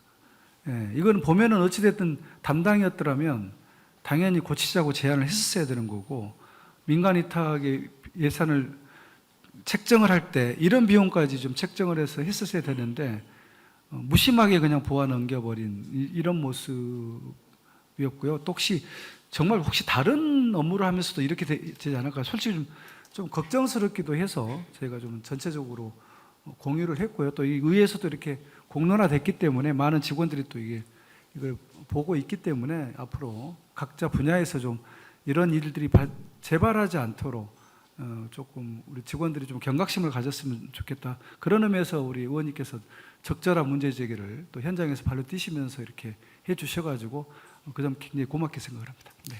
네, 제가 작년 크리스마스 때 그 공릉 집화장의 그 공무관님들 그 휴게실이랑 그다음에 이제 치숙과나 이렇게 푸른 도시과에 일하시는 우리 그 기간제 근로자분들 일하시는 휴게 시설과 관련해서 좀 처우가 열악한 부분들은 조금 말씀을 바로바로 드려서 개선이 됐으면 좋겠다라고 이야기를 했습니다. 그랬더니 한번 현장 점검을 통해서 지금 좀 규모가 좀 크지만 그래도 지금 그 관련된 계획을 세우고 있다고 들었습니다. 네. 예산이 좀 많이 들어간다고 들었는데. 공릉집화장부터 시작을 할 거고요. 공릉집화장은 기존의 숙소나 이런 거 다 철거하고 새롭게 완전히 최신식으로 숙소라든가 샤워실이라든가 이거를 위치를 바꿔서 초입 쪽에 부지를 저희가 정해드렸고요. 그래서 지금 설계 중입니다. 그래서 이것부터 좀 가장 상징적인 곳이고 가장 많은 공무관들이 휴식을 취하는 곳이기 때문에 그 부분을 조금 제대로 좀 최신식 시설로 좀 바꿔줄 생각이고요. 그다음에 공무관들이 곳곳에 지금 거리 청소하는 공무관들이 한 대여섯 군데에서 주로 지하에 위치해 지하에서 모여서 그렇게 쉬고 뭐 이렇게 씻고 그러던데 그것도 굉장히 안타까워. 그것도 말도 안 됩니다. 그래서 다 지상으로 옮길 수 있도록 저희가 대체 부지를 다 지금 정해가지고 물론 시간이 걸리는 게 좀 있는데요. 뭐 시간이 걸리더라도 어찌됐든 예산을 좀 많이 투입을 해서라도 공무관들이 좀 평상시 쾌적한 상태에서 휴식을 취할 수 있게끔 그렇게 할 수 있도록 제가 한 바퀴 다 돌면서 하나하나 다 대책을 마련했고요. 급한 건 아까 지난번 추경 때 의회에서 잘 통과시켜 주셔가지고 일단 시작한 것도 있고 내년에 새롭게 좀 예산을 또 다시 수립해서 의회에 제출해야 될 것들도 있습니다. 그래서 이 부분은 가장 최우선적으로 공무관뿐만 아니라 공무직들 특히 기간제 근로자들 부독과 지속과 현장에서 일하는 이런 분들의 특히 여름에 비롯되는 여러 가지 그 악조건 이런 부분들과 잘 극복할 수 있게끔 저희가 편의시설을 최우선적으로 좀 설치를 할 생각입니다. 뭐 여러 또 의원님들이 그 전에도 군데 몇 번씩 말씀을 해주셔가지고 요즘은 그런 분들에 대한 그 어떤 편의시설이 이제는 시대의 대세고요. 그걸 설치 안 하는 게 정말 저는 그게 선진구냐 아니냐 측정하는 척도가 된다고 생각을 합니다. 그래서 그쪽으로 예산 투자를 아끼지 않을 생각입니다. 네. 네, 현장에서 땀을 흘리시고 보이지 않는 곳에서 남들이 하기 되게 꺼려하는 일들을 하시는 분들이 저는 세상에서 가장 귀한 일을 한다라고 생각을 합니다. 그런 부분에서의 그런 그 복지시설이나 이런 것들은 아낌없는 투자를 해주실 거라 저는 믿습니다. 감사합니다, 청장님. 긴 시간 답변해 주시느라 고생하셨습니다. 자리에 돌아가셔도 됩니다. 19개 동을 꼼꼼하게 다 살펴보기란 매우 힘들 것입니다. 50만여 노원 구민의 요구에 맞춘 구정을 운영하는 것 또한 쉽지 않을 것입니다. 그래서 구청장님이 놓칠 수 있는 부분을 좀 더 들여다보았습니다. 다행히 제가 맡은 지역은 공동주택이 많아서 어느 의원님처럼 폭우가 오거나 폭설이 오면 높은 지대를 올라가 무너지는 집이 없는지 담장을 점검하거나 하는 등의 일은 하지 않아도 되지만 잘 보이지는 않아도 누군가는 꼭 해야 하는 일들을 찾아서 해보려고 노력했고 앞으로도 그렇게 하려고 합니다. 그래야 바이오 클러스터 조성, 광운대 역세권 개발 등으로 유입되는 많은 사람들이 노원이 살기 좋고 일하기 좋은 곳임을 제대로 알 수 있을 테니까요. 이상으로 구정질문을 마치겠습니다. 오랜 시간 경청해 주신 선배 동료 의원님들, 국민 여러분 감사드립니다. 김소라였습니다.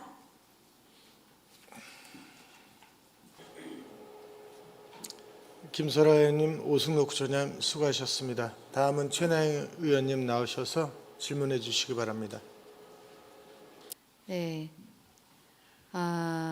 사랑하는 노원 주민 여러분, 언제나 주민을 위해 뛰시는 김준성 의장님과 선배 동료 의원 여러분, 그리고 오승록 구청장님과 공무원 언론인 여러분, 안녕하세요. 저는 공릉 1, 2동이 지역구인 진보당 최나영 의원입니다.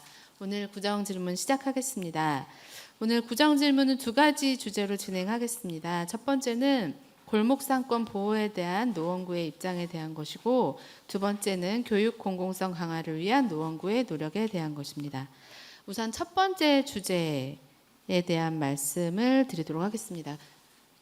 구청장님 좀 이따가 나오시는 게 좋으시겠죠?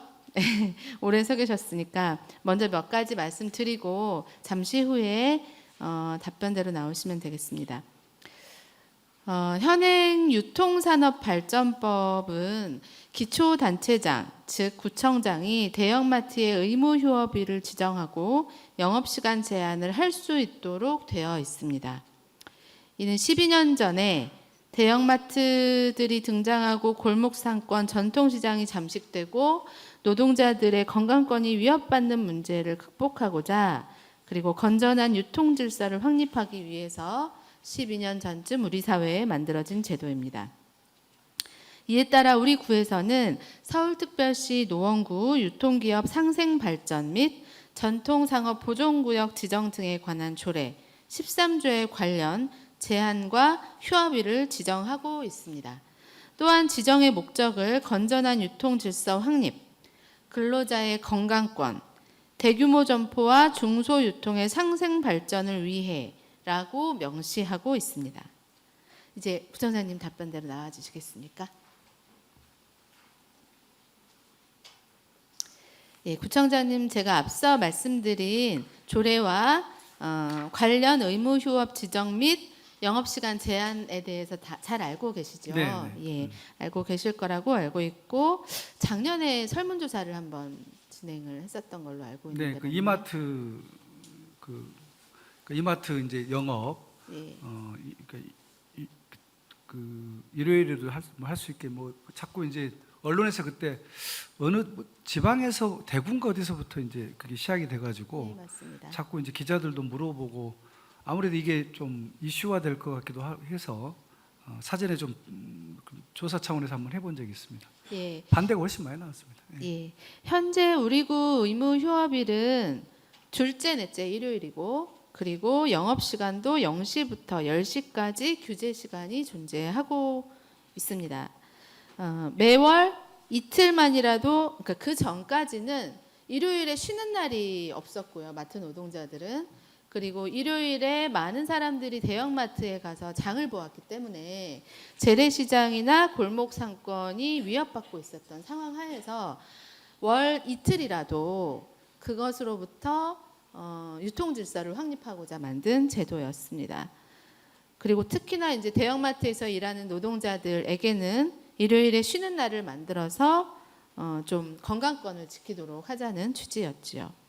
그러나 최근에 정부 기조에 따라서 부산이 의무 휴업일을 평일로 변경을 하고 또 서울에서는 서초구가 영업시간 제한을 풀었고 동대문구도 의무 휴업일을 평일로 변경을 했습니다. 본 의원은 우선 이것이 골목상권 소상공인의 생계를 위협한다고 생각합니다. 이커머스라 불리우는 쿠팡, 해외 직배송 등 온라인 전자상거래 시장의 활성화로 대형마트 점포를 운영하는 유통재벌 기업들의 매출이 타격을 입은 것은 사실이고 이로 인해 다시 규제를 풀어달라고 정치권에 압력을 행사하고 있는 것도 우리 모두 잘 알고 있습니다. 이커머스의 활성화로 매출에 타격을 받은 것은 그러나 대형마트만은 아닙니다. 오프라인 매장을 가지고 있는 골목상권, 소상공인도 마찬가지입니다. 그런데 대형마트가 모든 휴일에 영업을 한다면 재래시장과 소상공인의 매출은 더욱 줄어들 것입니다. 이미 벌만큼 벌고도 넘친 유통재벌들이 이커머스에 밀리는 매출난을 가지고 앓는 소리를 하면서 그 이해관계를 충족하고자 코로나를 거치며 이미 빚더미에 앉은 영세 상인들과의 상생을 외면하고 있는 것이고 일부 지방자치단체가 거기에 손을 들어주고 있는 것이라고 저는 생각하고 있습니다. 또한 의무 휴업일 평일 전환이나 영업시간 규제 완화는 여기에서 일하고 있는 노동자들의 건강권을 심각하게 해칠 것이 예상됩니다.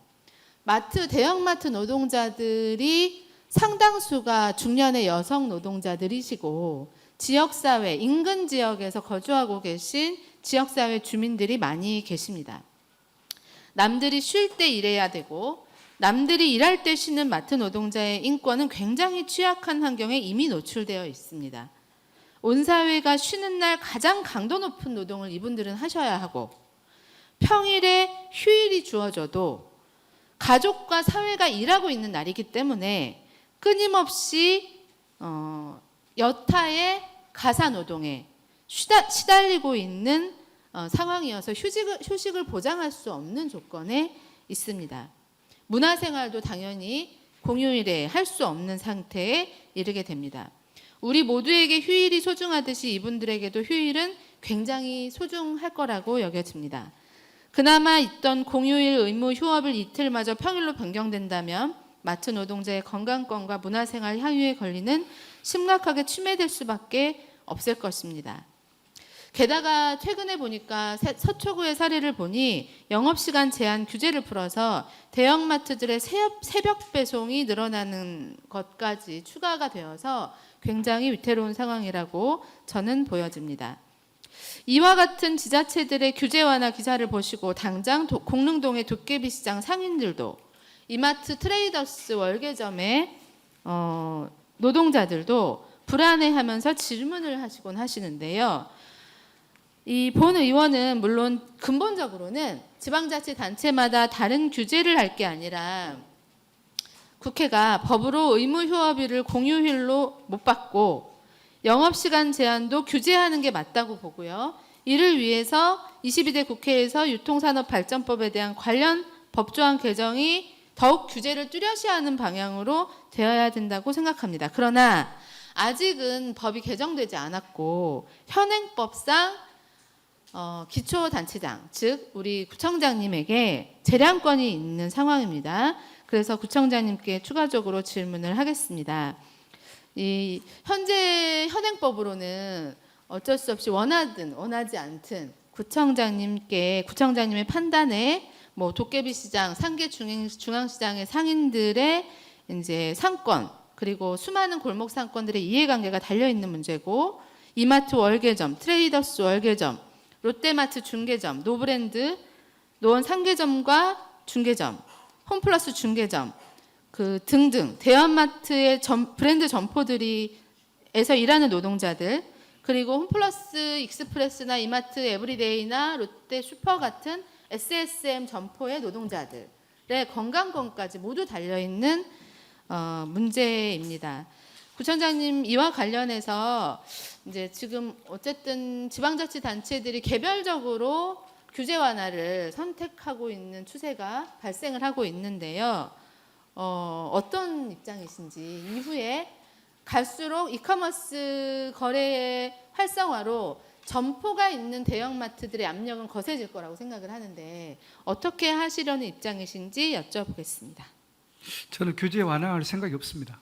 예, 100% 의원님 생각에 동감하고요.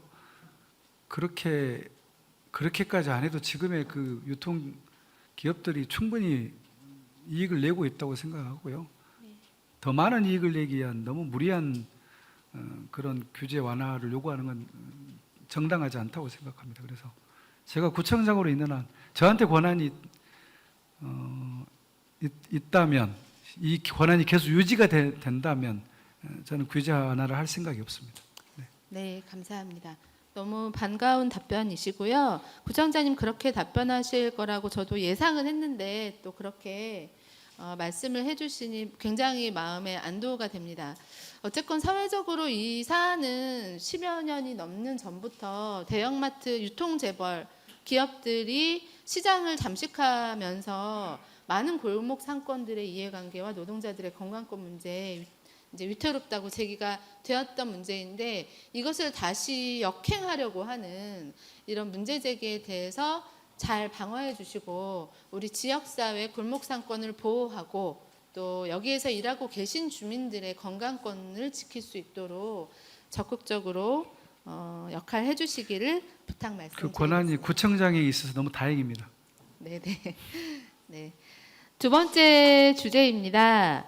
교육 공공성 강화를 위한 노력에 대해 말씀드리도록 하겠습니다. 제가 좀 포괄적인 주제를 드리고 구체적으로 미리 말씀을 못 드려서 아마 준비하시는데 좀 어려움이 있으셨을 것 같은데요. 그 점 양해 말씀드리고 적극 긍정적인 형태의 정책 제안을 드리려고 하는 거니까 지금 답변 주실 수 있는 건 주시고 또 장기적으로 검토하셔야 되는 문제들은 검토하셔서 답변해 주시면 되겠습니다. 편하게 답변 부탁드립니다.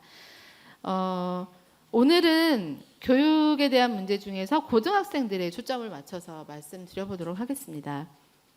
고등학생들의 교육 그리고 특히 공교육 강화에 대해서 여러 측면에서 우리가 말씀을 나눠볼 수 있겠습니다만 이제 주민들이 워낙에 지속적으로 고등학생 한 명을 양육하고 교육시키는데 엄청 유난을 떨지 않아도 많은 비용이 들고 있는 사회이다 보니까 이제 의견을 많이들 주고 계십니다. 2021년도에 전면적인 고교 무상교육 시행 이후에 문재인 정부 시절이죠.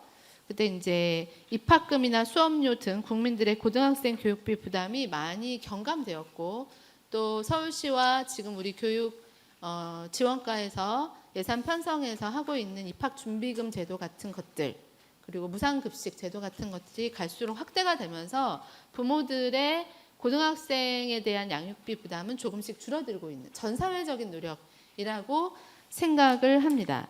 그러나 요즘 대한민국을 살아가는 고등학생 한 명이 학교 다니며 생활하는데 필요한 비용에 대해 조금 더 구체적으로 따져보게 되었습니다. 이것은 학부모님들이 이제 의견을 주시고 하셔서 따져보게 된 내용입니다. 우선 버스비입니다.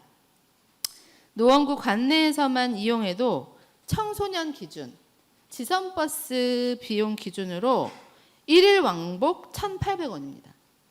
이게 요즘 고등학생들이 주말도 없이 대부분 매일 학원이나 독서실을 오가기 때문에 뭐 30일을 꾸준히 움직이는 사람들이잖아요. 고등학생들이. 그렇다 보니까 월 버스비가 54,000원입니다. 작년 상반기까지 청소년들의 버스비가 720원이었다가 180원이 작년 하반기부터 올랐기 때문에 한 달에 1,800원이 오른 상태입니다.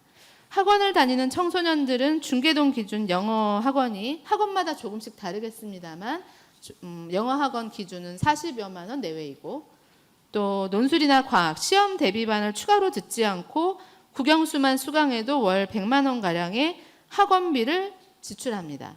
학원 업계에 종사하고 계신 분들은 굉장히 지금 어려우신 사정이고, 또 이것은 사교육 분야이기 때문에 오늘 학원비에 대한 얘기는 논외로 하겠습니다. 공교육에 집중해서 사교육을 받지 않는 청소년들도 이제 독서실이나 스터디 카페 한 달 정기권으로 적게는 한 12만 원, 13만 원, 많게는 한 25만 원까지 지출을 하고 있습니다. 이게 서울은 부동산 가격이 높다 보니까 넓은 주택에서 살고 있는 청소년들이 많지 않기 때문에 개별 학습을 위한 그 학습의 집중도를 위해서 독서실이나 스터디 카페를 이용하는 학생들이 굉장히 많고, 또 사교육을 이용하지 않는 학생들일수록 또 독서실이나 스터디 카페를 많이 이용을 하고 있습니다. 또 이런 학생들은 학원에서 기출문제지를 받지 못하기 때문에 개별의 학습지 구매 비용도 월 5만 원에서 10만 원 가까이 꾸준히 들고 있는 것으로, 뭐 이런 거는 통계를 지금 낼 수 없는 문제들이기 때문에 그냥 대체적으로 이런 양상이다 정도로 들어주시면 되겠습니다. 학원을 다니든 독서실을 이용하든 많은 학생들이 집 밖에서 공부하기 때문에 이제 저녁 식사를 밖에서 또 해결을 하고, 또 성장기의 청소년들이기 때문에 간식 비용도 만만치 않게 됩니다. 학부모님들은 이제 뭐 가정마다 여건에 따라 다르겠지만 뭐 적게 들어도 한 20만 원, 많이 들면 한 30만 원까지 식비와 간식비가 고등학생들을 키우고 계신 부모님들 들고 있다고 얘기를 했습니다. 그러다 보니까 높은 물가로 인해서 비용을 줄이고자 끼니를 편의점, 삼각김밥이나 컵라면으로 때우는 청소년들이 늘고 있습니다. 그런데 여기에다가 여행 교육 비용도 상당합니다. 코로나가 풀리면서 이제 체험학습과 수학여행, 수련회 등 교육 여행 비용들이 다시 예전처럼 돌아가고 있는데요. 중학교 2학년부터 해마다 가는 교육 여행비가 30에서 40만 원 정도에 이르고 있고, 공립학교 기준으로도 고등학교 2학년 때 제주도로 수학여행을 가게 되면 구청장님 혹시 얼마 정도 드는지 들어보신 적 있으십니까? 글쎄 한 50만 원 들지 않을까요? 적게 들어도 70만 원 정도라고 하더라고요. 70만 원 정도고, 일부 학교에서는 해외 여행까지 경험을 해야 된다고 이제 공교육 안에서 굉장히 비싼 체험학습 비용이나 여행 교육 경비, 그리고 수학여행 비용, 수련회 비용 등을 이제 지불해야 하는 사정 앞에 놓여지게 됩니다. 실제로 저희 아이도 고등학생인데요.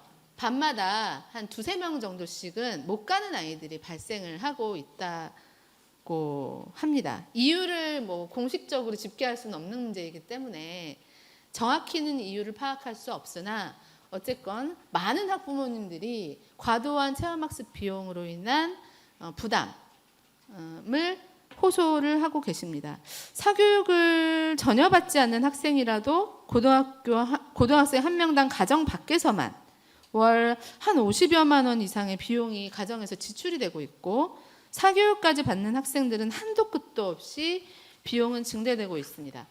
부모의 소득 수준에 따라서 학습 조건, 여행, 학습에 대한 접근과 이동에서 불평등이 발생하고, 여기에 장애인 학생이면 더 많은 비용이, 집이 먼 학생이면 더 많은 비용이, 예체능을 하는 학생이면 더 많은 비용이 지출되고 있는 점을 많은 분들이 알고 계실 것입니다. 따라서 본 의원은 서울시와 각 기초자치단체가 교육의 평등을 위해 청소년들에게, 특히 고등학생들에게 더 많은 지원을 앞으로 해 나가야 한다고 생각을 하고 있습니다.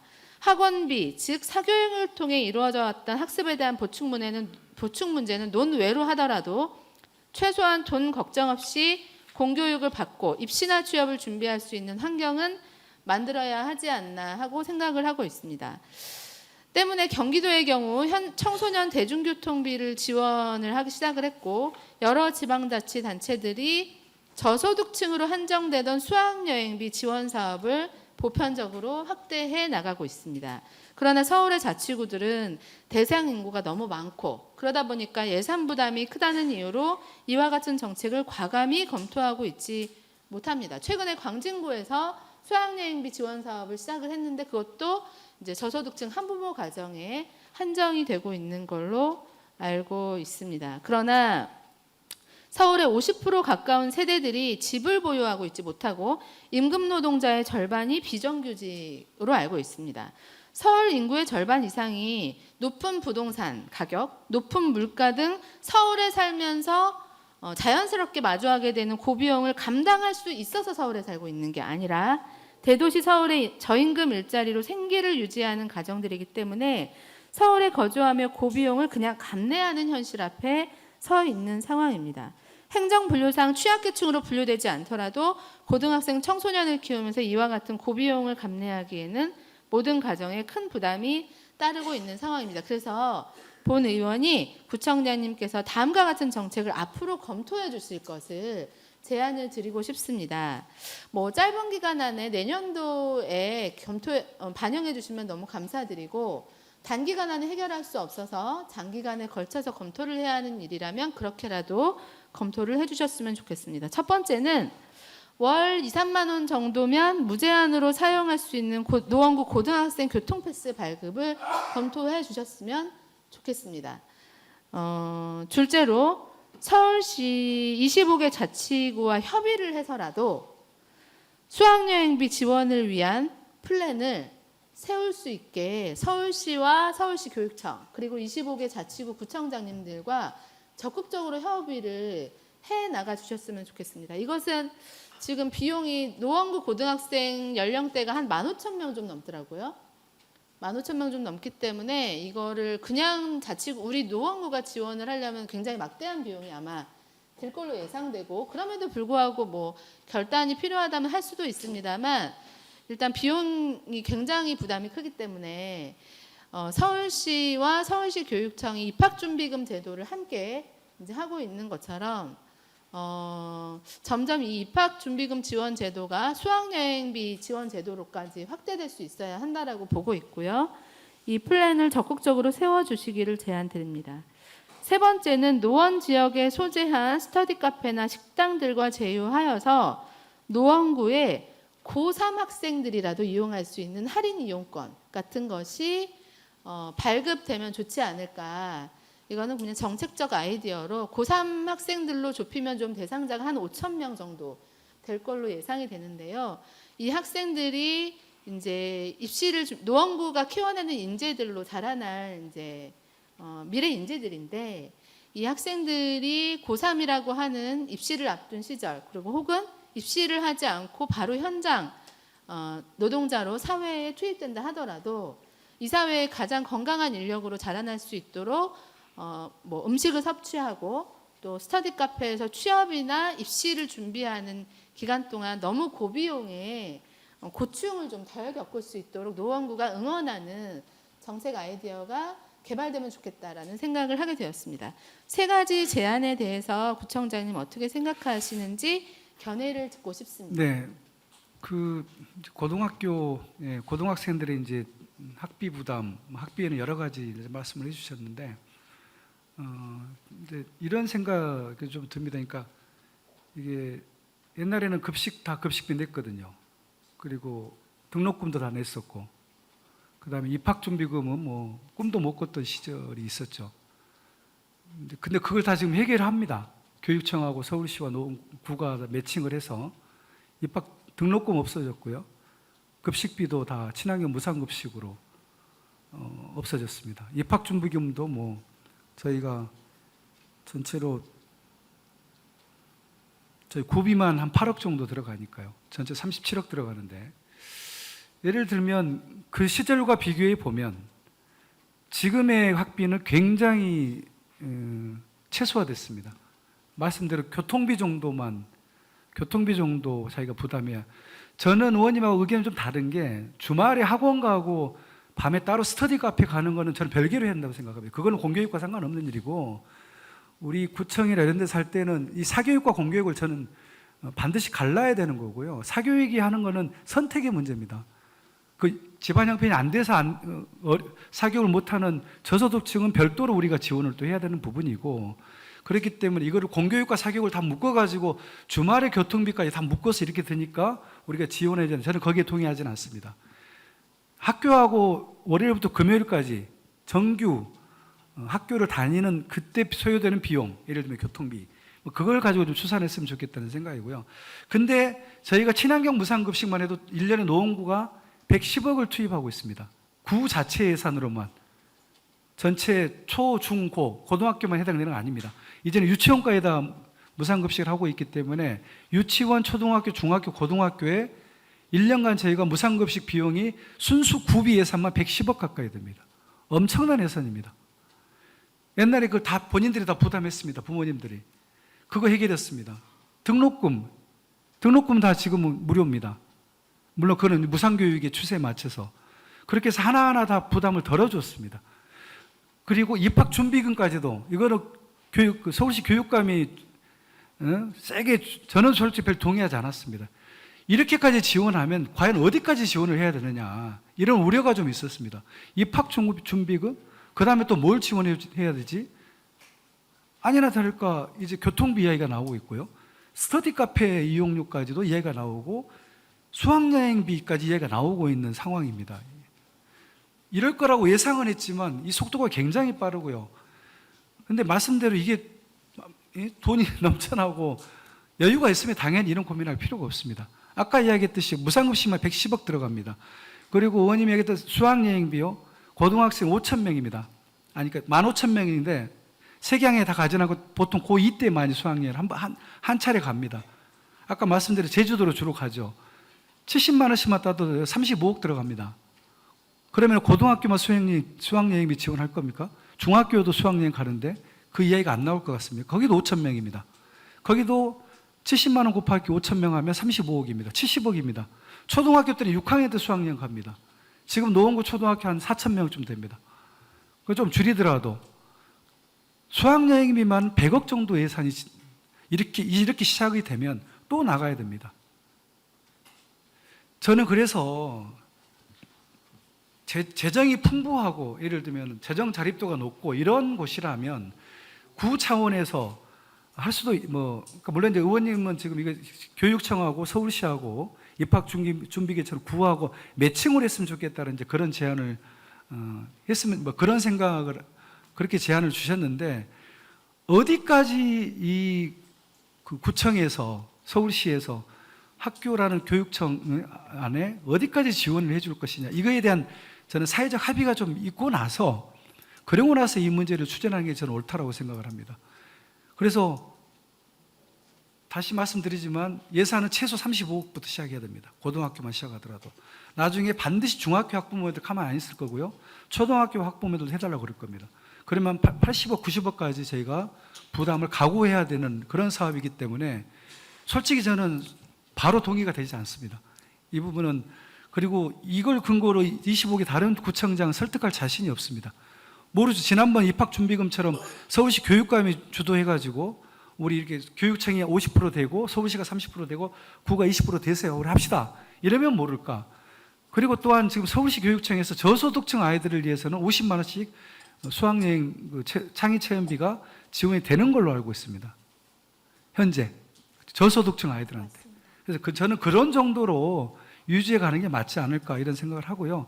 교통비 부분도 아까 말씀을 하셨는데 이제 이 교통비라는 게 아까 이제 5만 원 정도 이야기를 하셨는데 그건 주말까지 다 끼었을 때 이야기인 거고요. 저는 월요일부터 금요일까지 공교육을 받으러 가는 아이들에 의한 교통비 이거가 굉장히 부담스럽다면 뭐 아까 말씀대로 좀 할인을 한다거나 이런 거는 뭐 도입을 해야 한다고 생각하는데 이거는 뭐 아시다시피 뭐 제 권한보다는 서울시 시장이 워낙 권한을 가지고 있기 때문에 건의나 제안을 해볼 수 있습니다만은 그러니까 그게 그 정도로 지금 가정에서 학비 교육시키는데 그렇게 큰 부담스러운 액수냐 이거는 또 조금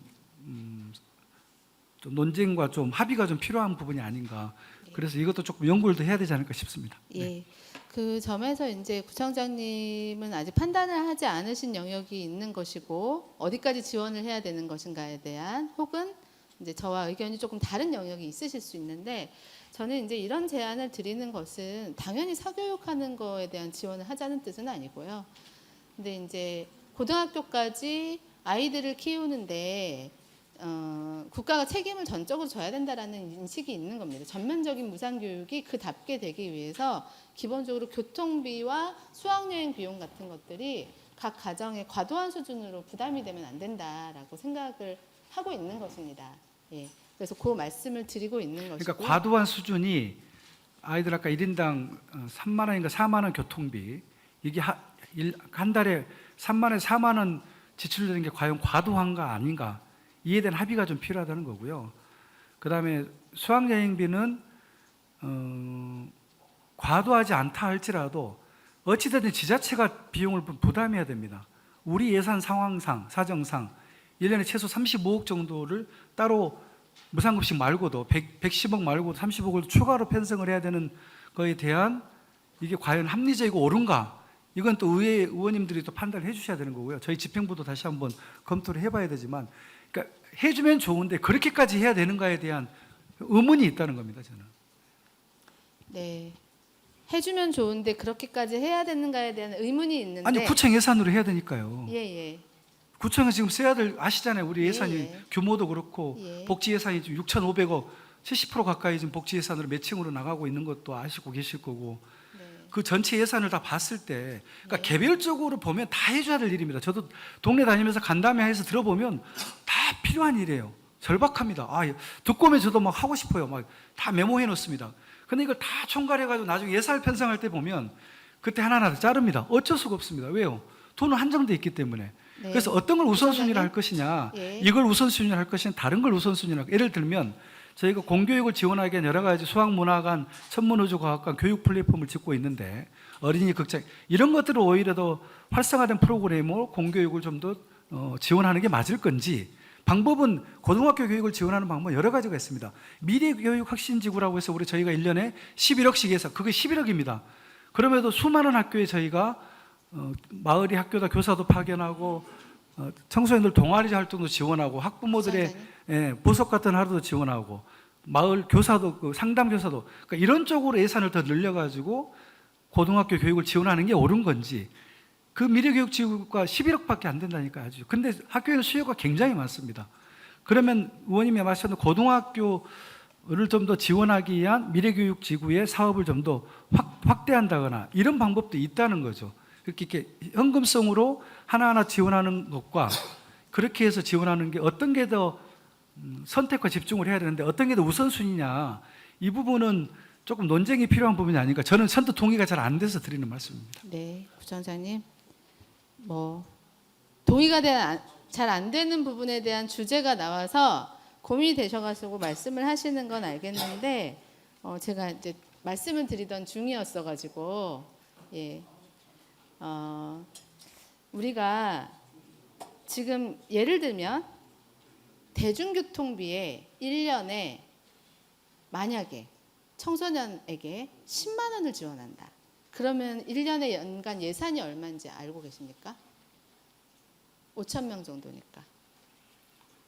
예? 5천 명이 아니죠. 아니, 전 학생이 15,000명. 15,000명. 월 10만 원에 12개월로 하면은 120만 원 아닙니까? 네. 그거를 15,000명으로 곱해야 되겠죠. 네. 좀 곱해 주세요. 15억이 좀 넘을 거예요, 아마.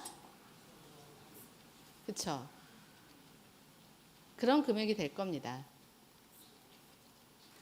그런데 이제 뭐 당연히 이거는 저는 그러니까 돈이 없어서 하는 문제라고 저는 생각하지는 않거든요. 판단의 문제잖아요. 아, 그렇습니다. 네, 그 네. 구청장이 우선순위의 잘 문제입니다. 우선순위의 문제입니다.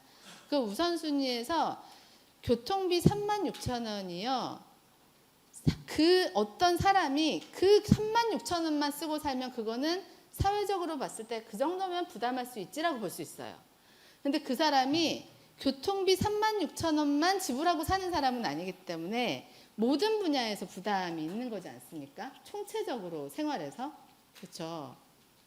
그래서 교통비가 한 사람 앞에 하루에 1,800원인데 고등학생들이 왕복 이게 그 20일을 학교를 가는 시간만 따지면 그것만 해도 36,000원이에요. 36,000원 맞을 겁니다. 20일 동안 1,800원 하면 36,000원인데 이 돈이 부담스러운 돈이냐 안 부담스러운 돈이냐라고 따지면 그거는 기준에 따라 다를 수 있는 겁니다.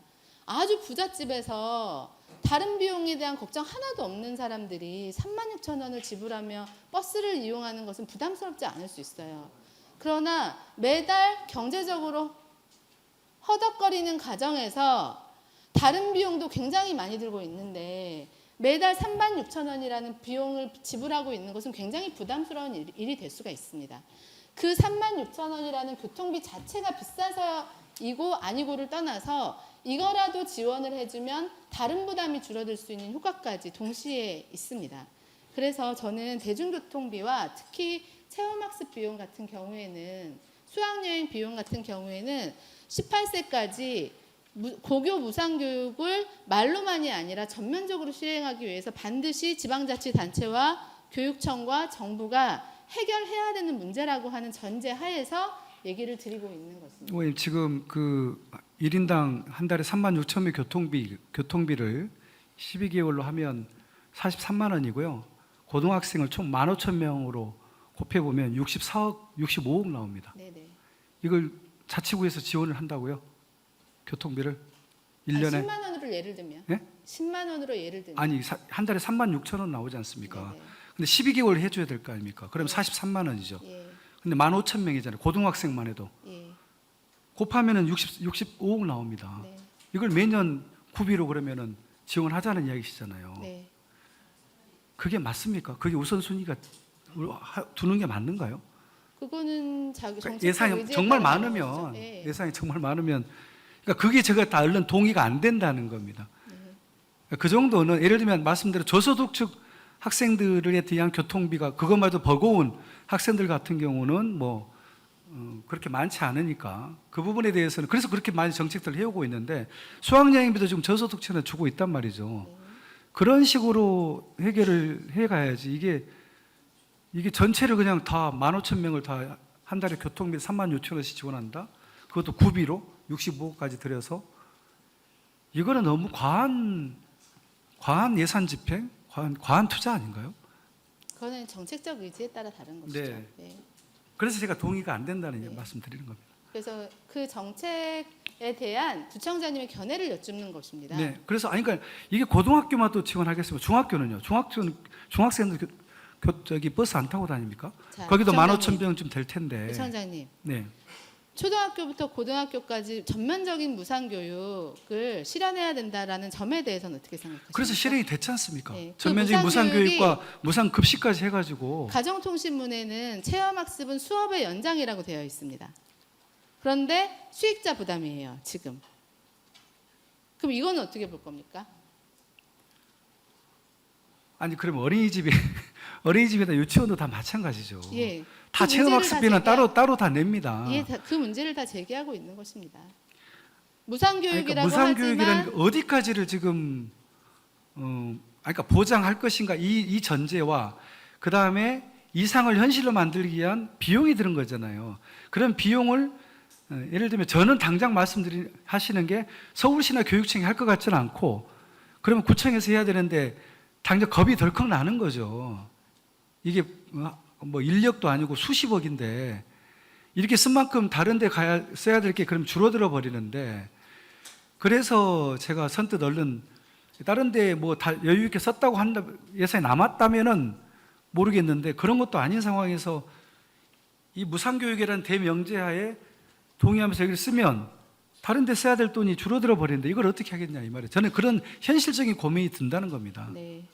지난해 저는 일단은 이 질문을 한 의도는요. 무상교육 전면적인 무상교육을 실현할 장기적인 정책 비전에 대해서 공감하시는지 지금 당장 모든 걸 해결하지 못한다 하더라도 그 방향에서 정책 검토를 하실 의향이 있는지를 여쭤본 거가 핵심이고요. 그런데 이거를 돈이 없다, 이제 돈이 한정적이다라고 얘기를 하시는데 이제 이번에 지금 우리가 결산을 하고 있지 않습니까?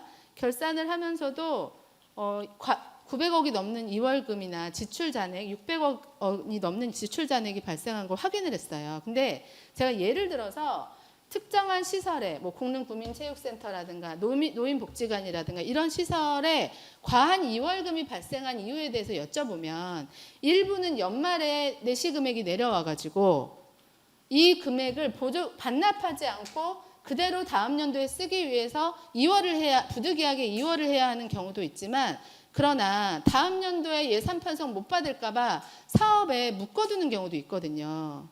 그렇잖아요. 그건 그렇게 많지 않습니다. 많지 않고 전부 다 가내시가 내려온 거하고 실제로 집행됐을 때 그게 차이가 나기 때문에 저희가 그런 과정에서 빚어지는 그런 이월금이 굉장히 많고요.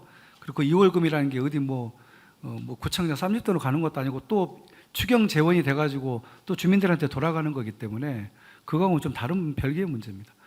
그래서 저는 그러니까 그 무상교육이라는 게 어디까지 가야 되는 어디까지 책임을 져줘야 되나 국가가 네. 이 부분에 대해서 이제 문제 제기를 하셨고 저는 지금 당장 즉자적으로 생각하기에는 수학여행비라든가 교통비까지 그 국가나 지방자치단체가 부담을 하는 게 과연 옳은가 이에 대한 의문이 있다는 겁니다. 제 의견을 말씀드린 겁니다. 예, 알겠습니다. 저는 갈수록 지금 전쟁하고 있는 나라들보다 더 물가가 치솟고 있다라고 하는 민생의 고통을 많은 주민들께서 얘기하고 계시고 치솟는 물가에 대한 부담은 오롯이 국민들에게 가닿고 있고 우리 행정을 하고 정치를 하고 있는 사람들의 입장에서는 이전보다 복지 혜택이 늘어났지 많이 좋아진 거 아니야? 라고 생각할 수 있지만 그러나 다른 나라들에 비해서 우리나라의 복지 정책 비중이 복지 예산 비중이 그렇게 큰 것만은 아닙니다.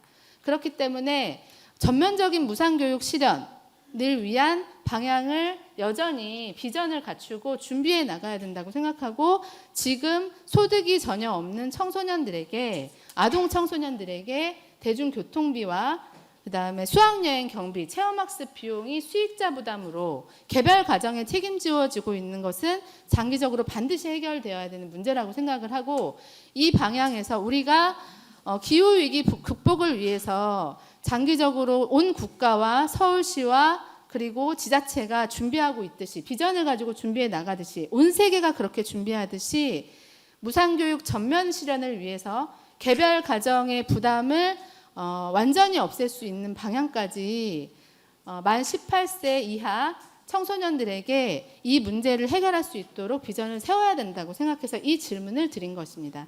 그 방향에서 앞으로 검토해 나갈 수 있었으면 좋겠습니다. 이상입니다. 고생하셨습니다. 네, 오늘 본 의원은 골목상권 보호에 대해서 특히 유통산업발전법과 관련되어 우리 기초자치단체장의 그 권한, 재량권이 주어져 있는 대형마트에 대한 의무 휴업일 지정 문제, 그리고 영업시간 제한 문제가 우리 구의 소상공인과 재래시장의 상인들에게 어떤 피해가 갈지, 그리고 그 대형마트에서 일하고 있는 노동자들인 주민들에게 건강권을 어떻게 해칠지에 대한 걱정과 우려를 담아 구청장님께 질문을 드렸고 반가운 답변, 오승록 구청장님께서 구청장을 하고 있는 한 그 규제를 풀 일은 없겠다라고 하는 반가운 답변 말씀을 들었습니다. 또한 고등학교까지 전면 무상교육을 실현하고자 하는 사회적 틀이 많이 갖춰지고는 있으나 여전히 개발 과정에 많은 부담이 지어지고 있는 현실을 덜어내기 위해서, 완전히 덜어내기 위해서 장기적인 구상을 세워야 한다라고 하는 비전과 전망을 저는 가지고 있어야 된다고 생각을 하고, 이에 대해서 구청장님과 함께 견해를 나눴는데 이에 대해서는 약간의 다른 견해를 가지고 계신 것 같습니다. 지금까지 경청해 주셔서 감사드리고 앞으로 건설적으로 정책에 대한 전망 토론이 이루어질 수 있기를 기대합니다. 고맙습니다. 이상으로 오늘의 의사 일정은 모두 마쳤습니다. 다음은 휴회권을 의결하고자 합니다. 예산결산특별위원회 활동을 위해서 6월 13일부터 6월 17일까지 5일간 본회의를 휴회하고자 하는데 의원 여러분의 이의가 없으십니까? 이의가 없으므로 가결됐음을 선포합니다. 의원 여러분 그리고 관계 공무원 여러분 수고 많이 하셨습니다. 이상으로 오늘 회의를 모두 마치고 3차 본회의는 6월 18일 오전 10시에 개의하겠습니다. 사내를 선포합니다.